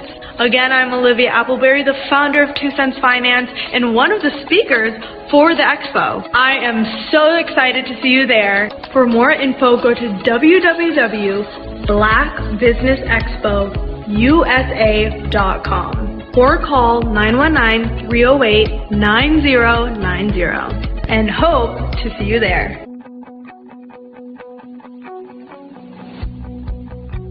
I am Black Business. From the moment I wake until the time I sleep. Yes, I am Black Business. I am Black Business. Tell me, are you Black Business? I am Black Business. Do you support Black businesses? Listen, I support Black business because I am Black Business. Black Business Expo, one of the largest business showcases in the history of Black business in the world. The world! Sign up today at www.blackbusinessexpousa.com or call 919-308-9090. I am Black Business. I am Black Business. From the moment I wake until the time I sleep, I am Black Business. I am Black Business. Are you Black Business? I am Black Business. Do you support Black businesses? I support Black business because I am Black Business. Black Business Expo, one of the largest business showcases in the history of Black America in North Carolina. Join Dr. Eric Kelly III and a host of phenomenal speakers from all around the globe for this 7-day virtual event that you don't want to miss. The mission of the Black Business Expo is to raise scholarship money from kids all the way from high school, all the way from college. The Black Business Olympics is one of the largest Black business showcases in the world. It is an opportunity for businesses and companies to showcase their businesses globally. We are going to be giving away laptops up to $5,000 away to students. Again, I'm Olivia Appleberry, the founder of 2 Cents Finance and one of the speakers for the expo. I am so excited to see you there. For more info, go to www.blackbusinessexpousa.com.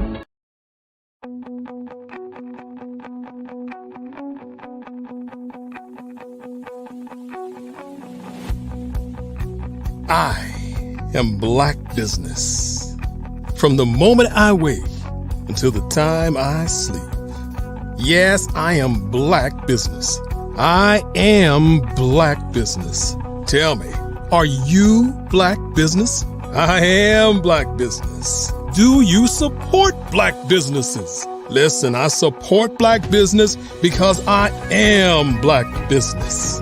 Black Business Expo, one of the largest business showcases in the history of Black business in the world. The world! Sign up today at www.blackbusinessexpousa.com or call 919-308-9090. I am Black Business.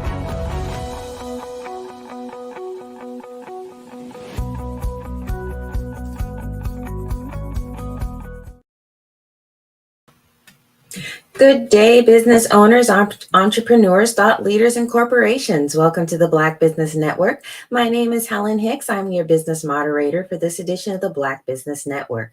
The Black Business Network is a 24-hour business network showcasing Black businesses, business owners, entrepreneurs, and thought leaders worldwide. We have speakers from North Carolina, London, Singapore, Africa, Japan, and cities all over the United States. The Black Business Network is a global community sharing its business knowledge to empower, inspire, and educate businesses about business. Today we come back to Dr. Stephanie Ardrey, the founder and CEO of Xenoverse Wellness Group, a global wellness organization formed to deliver wellness 1 week at a time through its MediSpa Tels TM, strategically planned for the Caribbean, Italy, and Africa. Her firm is also in the farming space, offering food as medicine, perishable, non-perishable meal kits, tinctures, and tonics supporting the various wellness protocols. Xenoverse Wellness Group is pioneering wellness resorts that combine real estate, hospitality, organic agriculture, and med tech to deliver transformative health outcomes. Welcome back, Dr. Stephanie Ardrey.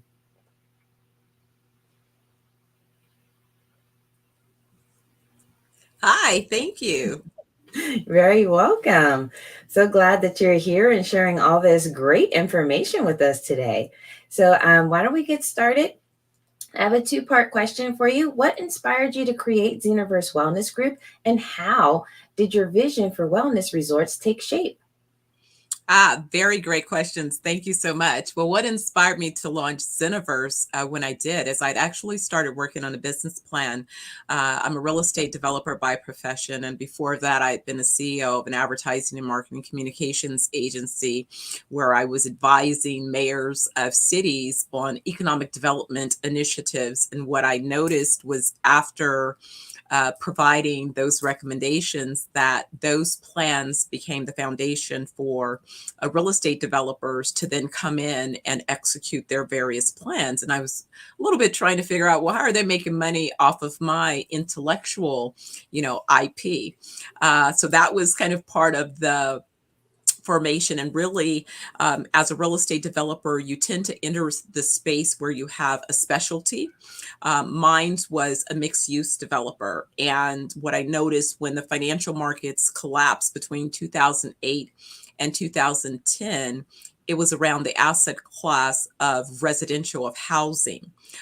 Yet other sectors were not impacted in the same way. I noticed in the medical space, there was still opportunities. And it was time to think about what else or how I could diversify my experience to include something in the medical space. And so it was kind of two competing ideas that came together. Awesome. So can you describe the concept of wellness 1 week at a time and how it's reflected in Xenoverse offerings? Absolutely. So originally, I would say I looked back, and my first introduction to this idea of holistic well-being was when I was 9. My mother bought a house and we had to furnish it with everything. And I remember at that point, she was going to learn how to cook. And so she decided to buy, my elementary school was having a book sale. And so she bought 2 books at that book sale. She bought a book, a soul food cookbook, and she bought a book called Back to Eden. And Back to Eden became the kind of foundation of what my family fondly referred to me as a foo-foo cooker, because I became really more interested in making sure that whatever I prepared was good for you, looked good to you, and tasted good to you. So fast forward, I followed her intentions that influenced not only my decisions, and of course, later when I had my own son, I watched how my decisions around nutrition for him allowed him to, come into adulthood, never having had a cavity in his life, having a beautifully formed and structured body and all of those things. But then I also recognized that sadly, my mother passed early, 48, took a nap, had a brain aneurysm, and then my father died early soon thereafter. So when I was going through my own healing journey at the loss of both of my parents so young, I found that because of my desire to perform, had taken on some behaviors around managing high stress. And so I found when I went to Jamaica for my first time that staying for a week and a half was my first visit. What I allowed myself to experience began to transform and heal my body. But again, initially, I thought that was just a fluke. I thought it was just something that, just happened. And it was only in 2020 when I spent 3 months straight in Jamaica that I really realized that it wasn't a fluke, but there was something magical about the healing, but more importantly, that you really needed a minimum of a week to really experience enough of a transition that your body started to notice that you've done something that really is making a difference in the outcomes. And so that's when I said, I could just be a hoteler and I could just have people come and go. But me, my normal way, I'm a taskmaster and I'm really about outcomes. And so I wanted to confidently say that we really are able to contribute to people's well being. And I wanted to really help them along that journey. So when I codified our protocol, I said we must have a minimum of 1 week. And that's Okay. validated by our guests. Awesome. So, how does Universe's vertically integrated model benefit guests and set your wellness resorts apart?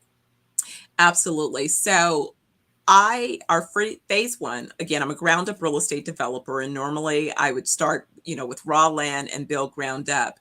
What I identified was an opportunity to enter the market by acquiring assets that could be repositioned into wellness resorts. And so how I source those locations is I look at environmentally rich, adjacent or located on organic farms or beachfront locations that allow access to healing mineral baths, mineral locations, organically available fruits, vegetables that you're going to consume, access to our tinctures, our tonics, herbalists, functional medicine physicians, and really understanding the idle methods of food preparation that the Rastas follow.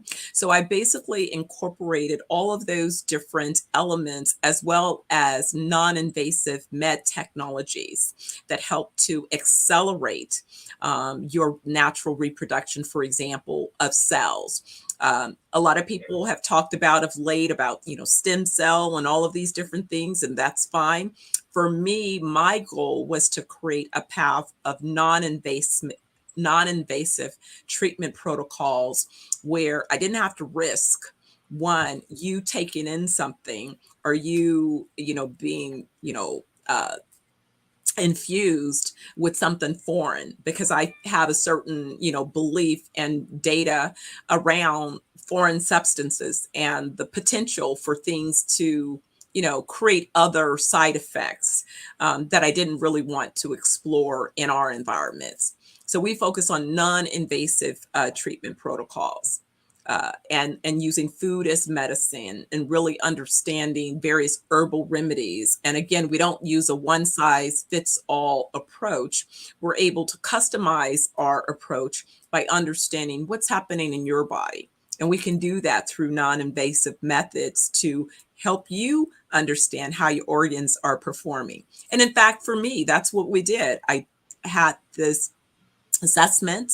I received about a 40-page review of how all of my organs were performing. In fact, I learned that not only was stress, excessive cortisol being released, but it was already beginning to impact my brain and hair dye. Now think of it, how many people use hair dye? And that was I definitely use my it. brain. Exactly. And so again, not knowing until the poison has really taken hold in your body. And then now guess what you have?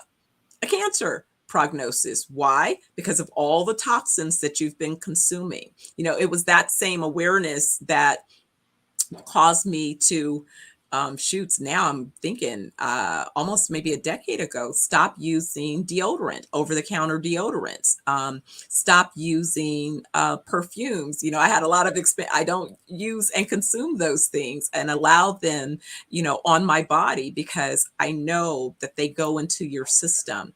And I know that the source of many of those things are not meant to be ingested in your system. And so it's kind of all of those things that, go into not only integrating our protocols, but looking for natural ways to make sure that what it is, I say that we are invested in the seeds to souls. So that whole life cycle of what it is you're consuming, we're invested in ensuring that that is as pure as it can be based on the environment and the ingredients that we're providing.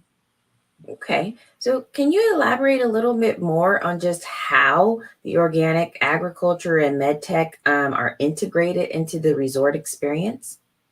Yeah, so what happens typically when a guest comes to our resort, our first location, for example, was just recognized by TripAdvisor as the third best food destination in the world.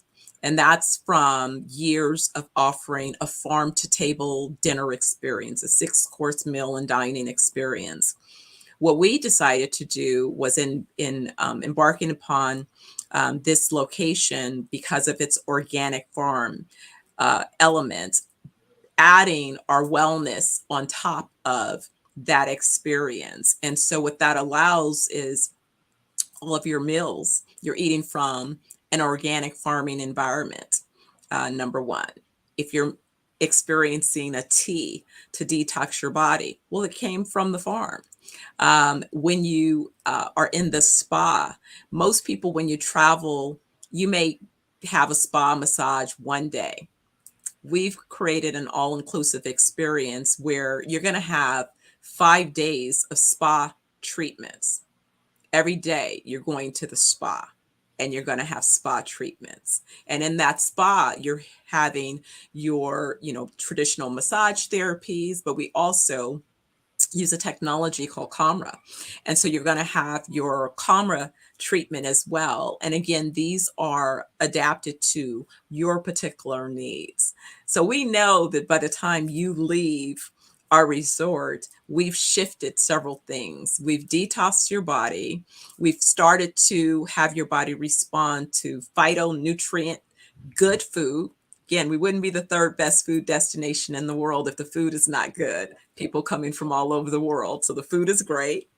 And then at the same time, we've helped to jumpstart the acceleration of your cells being recreated. Because a lot of times people don't realize our bodies are continually generating new cells, but it all depends upon what is the environment that you're in as those cells are being reproduced in terms of how healthy they are.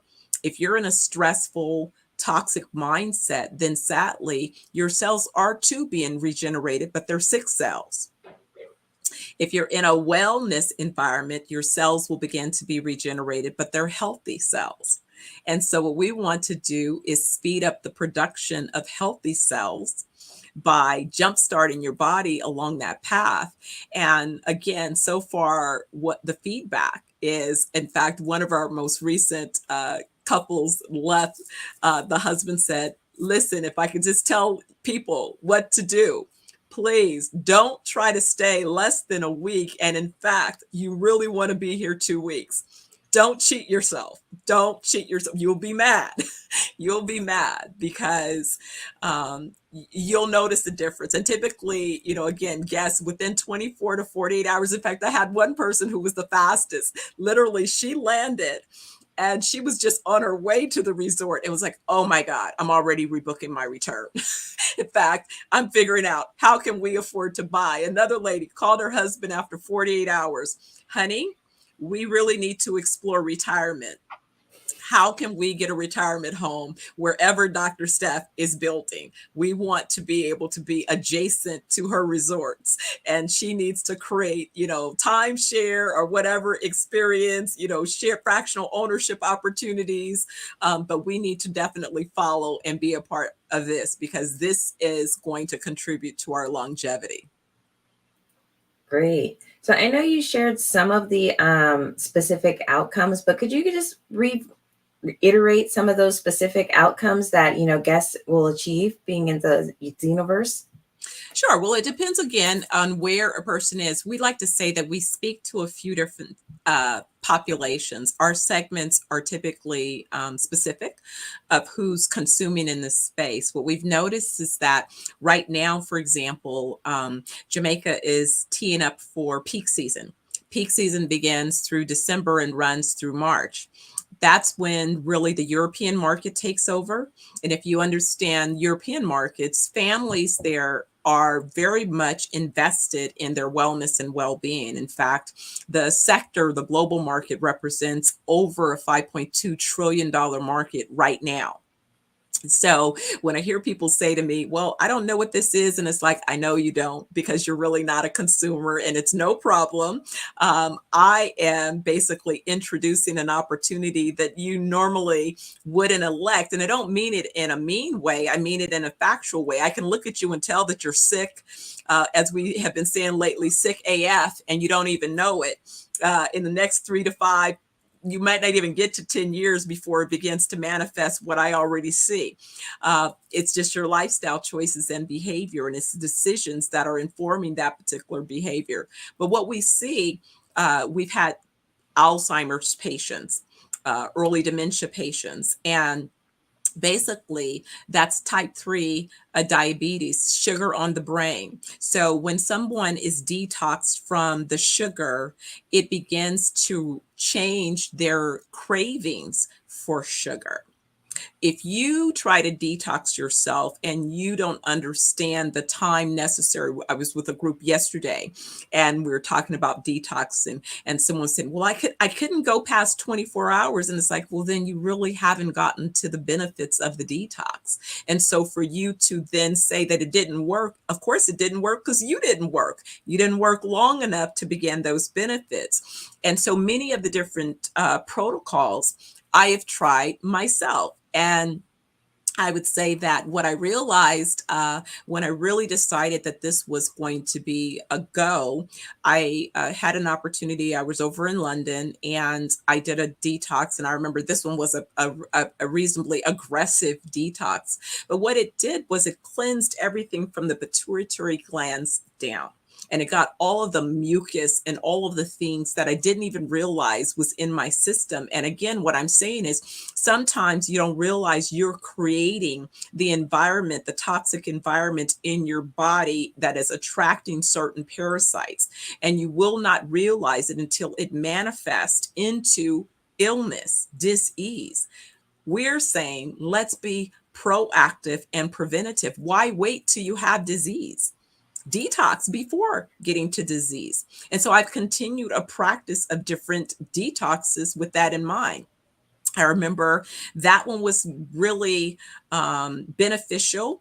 And I noticed that I felt like a brand new, my brain, the clarity, the energy, just a complete reset. And in this process, I transformed my body back to my 26-year young body in terms of my weight, my energy, my ability to run and move. I hadn't run for years because I didn't think I could, my knees or whatever. All of those things were alleviated. You know, I have women my age who say, well, what are you doing for menopause? And I remember looking at somebody with the dumbest stare going, I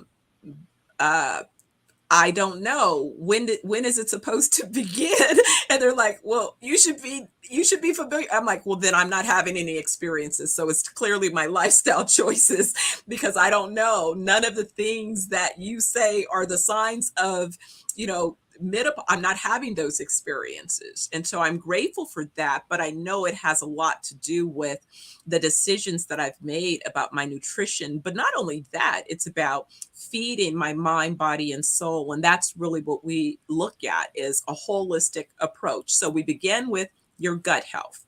If we can get your gut healthy, we know that at the same time is going to clear your mind, because you literally have parasites living in your body. And it's like each group of parasites are attracting more and more of the same. They're building up in caps within your body. So if you're a sugar addict, which many of us are, because it's in so much of what it is we consume, that you have no way of truly eliminating it, because it's in so many of the products that you consume. So my best solution is to plan at minimum a quarterly detox, so that you detox yourself from all that sugar. And I remember my last sugar detox, I was horrified. I didn't realize how much mucus and phlegm just between the top of the esophagus and that can't even go through your digestive system. But it's all sugar and mucus just capturing more and more and more and more and more. And if you don't get those things out of your system, then they just become stronger poisons. That toxicity contributes to what later becomes illness in your body. Okay. Wow. That's a lot of wonderful information. A lot of things I didn't know about. Can you tell us more about the 120 Club membership program and its long-term value for your guests? Oh, absolutely. So there are, as I said, there's a tribe of folks who have been studying the blue zones and know that full life is 120 years and beyond. And there are some folks that actually want to lean into that. And so when I thought about, I jokingly said to my son, you know, having lost both of my parents at a very early age along their journey, that the Almighty was going to bless me with both of the rest of their lives so that I was going to be around for a long time. 120 is just, you know, the strike point. I'll be here for long after that. So I started to say, well, what would you do if you knew that you were going to live to 120 and beyond?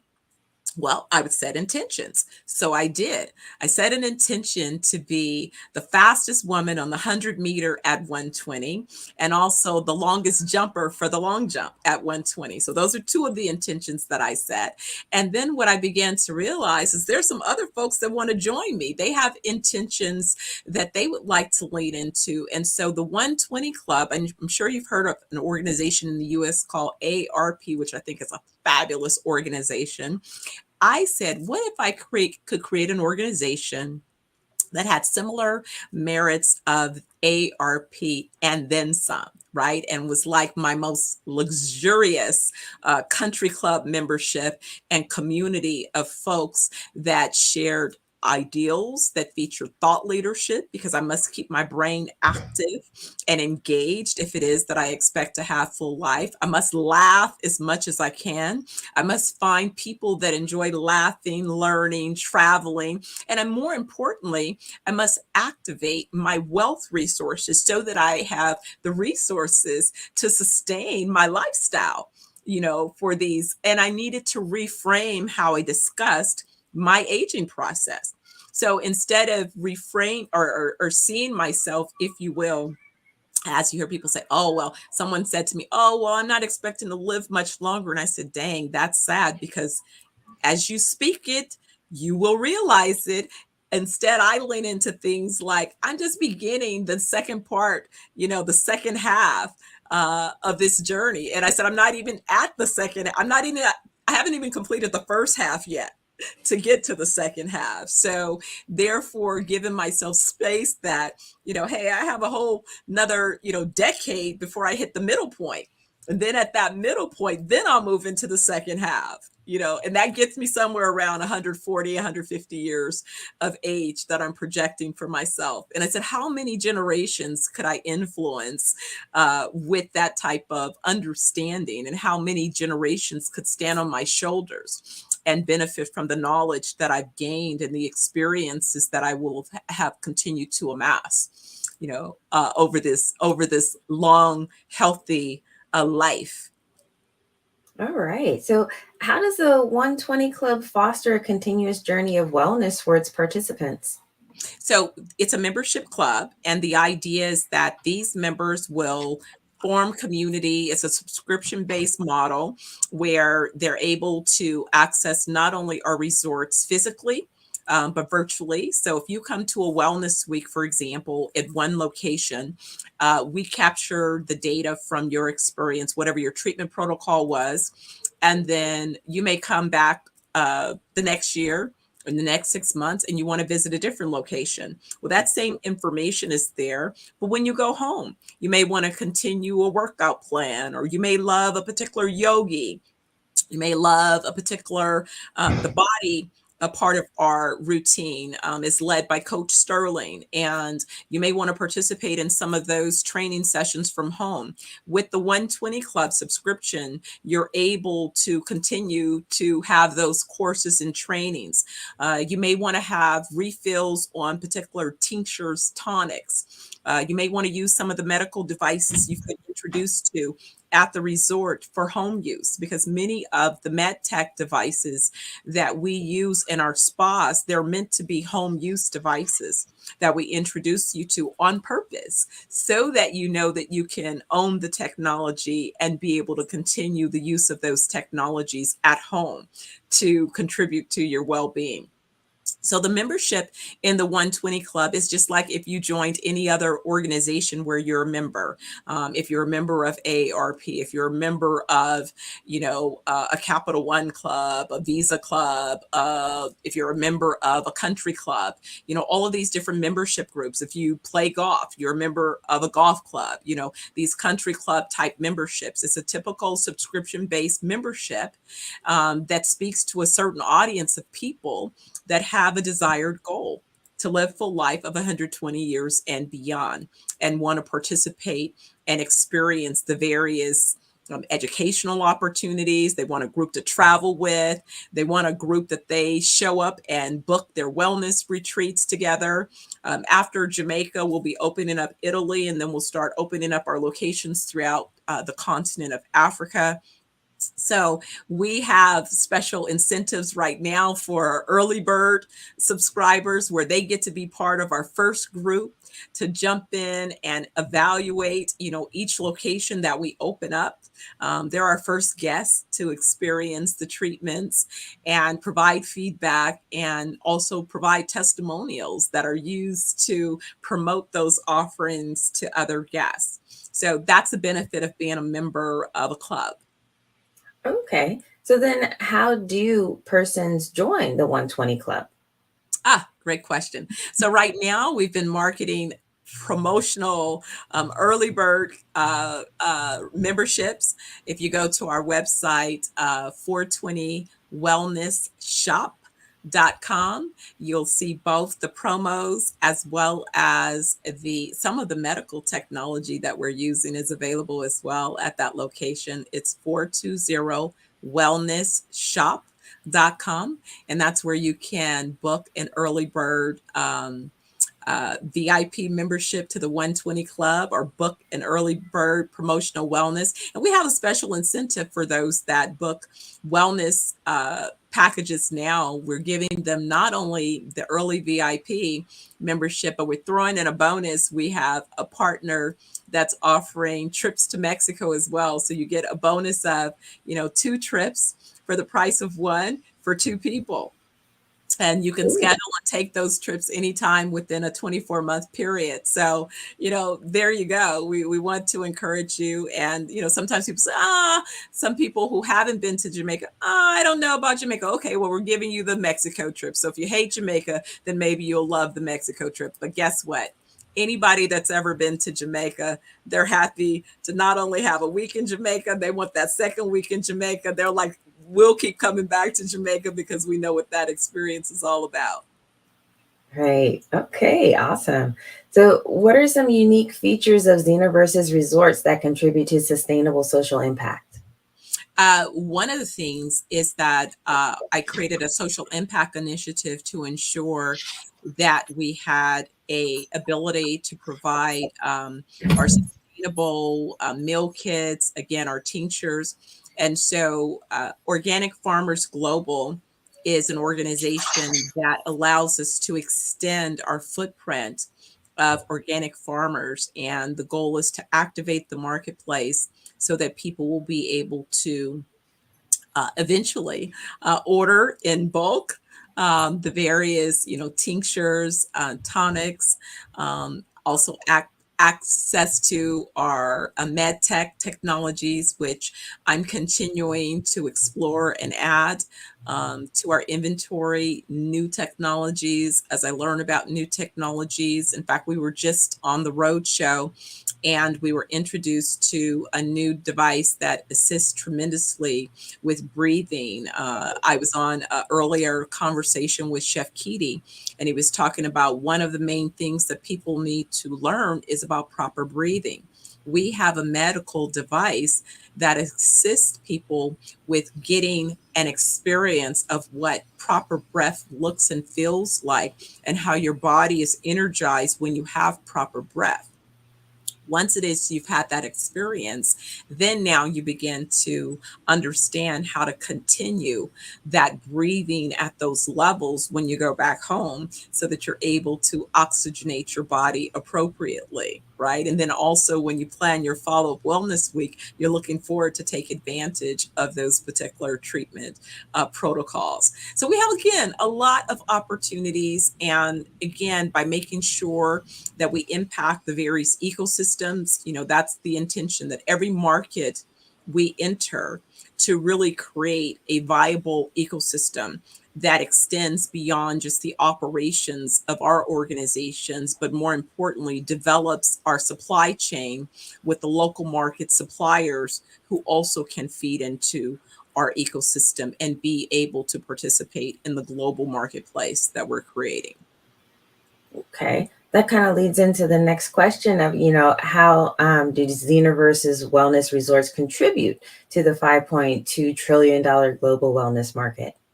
So we are looking to be participants. So we have not yet received all of our 5.2. That is a baseline for us in terms of why our business exists. Is 5.2 trillion as of 2022 is what the market represents. The market is growing by $1 trillion a year, projected over the next 3 years. And that's the part of the market that we're looking to participate in, as well as the $3 trillion market opportunity on the continent of Africa. And so that is why we are launching our resorts, because we see that not only is there a viable market, but it's a growing market. And so that's how we will participate in the market, is we'll continue to market ourselves to the consumers that consume wellness resorts, which there's plenty, that are looking for these all-inclusive destinations, organizations and individuals that value, their wellness. As I said in our segments, there are several people that sort of meet that profile. You have high performers who used to be, say, for example, professional athletes, and post their professional career, they still want to maintain their wellness. So they're looking for destinations. You have people who are still actively engaged and considering themselves as top performers within their industries. I often use a sports analogy because I think people can relate to that. So if you were a professional athlete and you were thinking about being good, the difference between good to great to a GOAT, the GOATs we know, the Serena Williams, the LeBron James, the Kobe's, the Michael Jordans. What's the difference between a GOAT and somebody that was a good player and a great player? It's because at some point, the physicality becomes pretty much equal, but it's the investment in the mindset and the things beyond. So it's been said that LeBron James, for example, invests millions of dollars a year in ensuring that his body is able to perform at a certain level. For the rest of us, we may not have millions of dollars to spend for that outcome.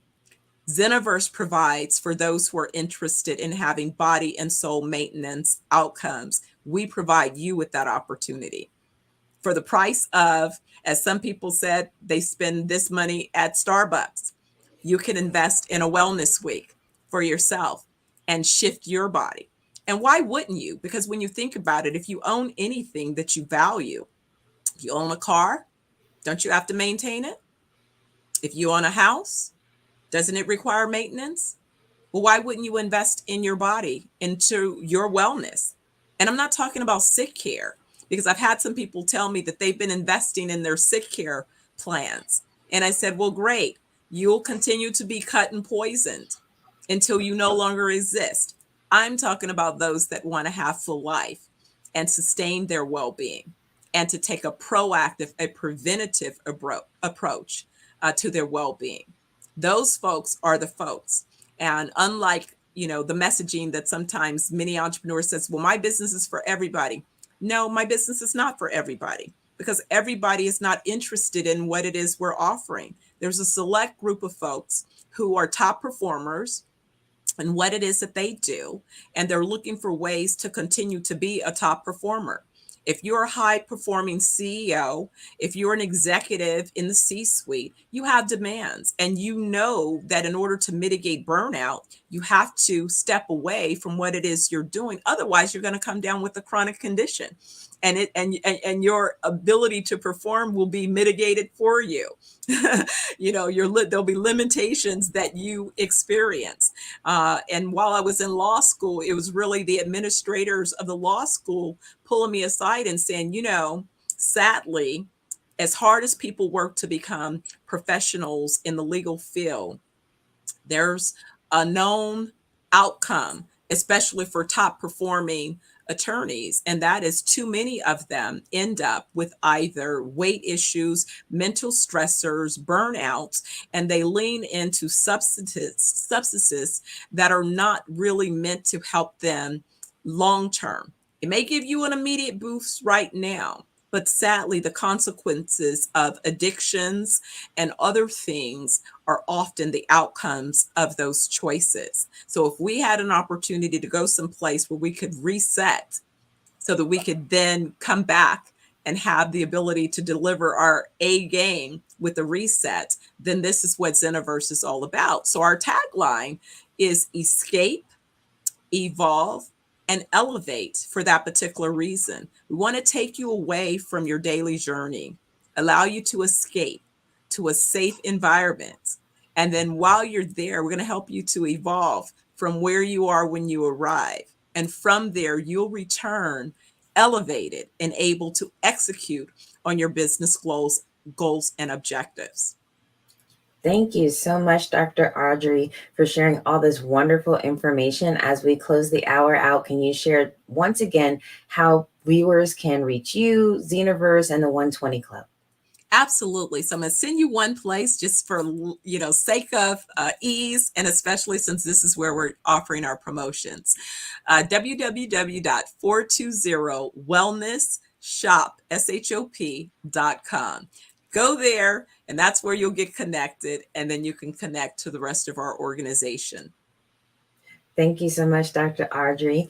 Genius is common, and we'll see you on the other side. Thank you, and thanks for having me.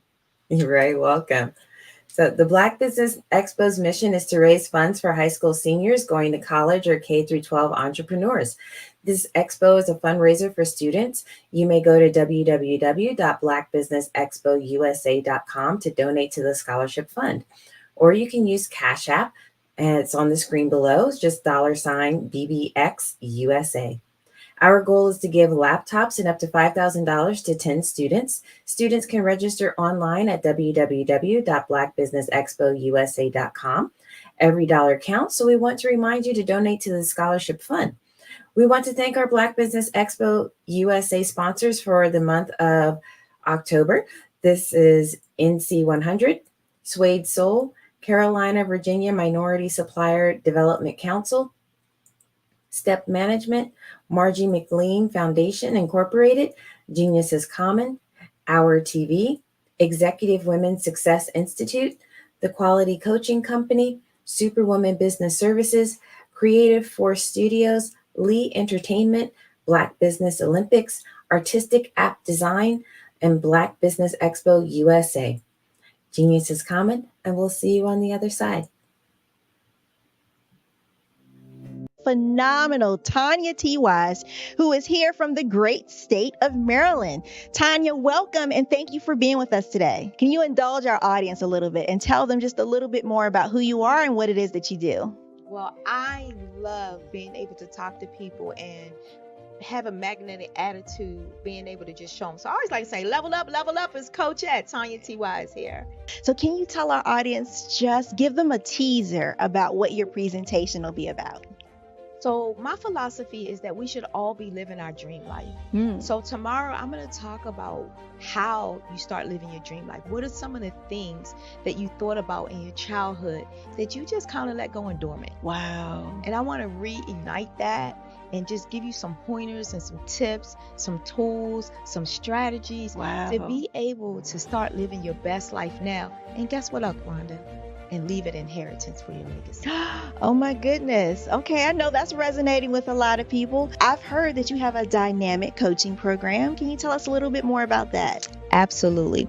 So our coaching program help people that have the lack of time, that lack strategies, and lack the confidence to go after their dream life. So we help them implement tools, we help them implement strategies, as well as give them resources so that they can live their best life now and leave that inheritance. Wow. Oh, I love that. I love the leave the inheritance part. Listen, you are dropping some major nuggets, and I know a lot of what you're saying is resonating with a lot of people, but I think we're all curious. How did you even make this transition into the speaking and coaching arena? What's the story behind this? So I started out in finance, and I realized that a lot of people don't necessarily go after their dream life because of the lack of finances or the education behind finances. But it wasn't until I lost my firstborn, my only son, that life changed for me. And where I was going after it all, living the corporate life, hit my 6-figure income and living in my dream house with my dream man, driving my dream car. I nearly lost it all when I lost my son. And so I realized it only takes one financial catastrophe that can change your entire life. That's what made me start All New Beginnings.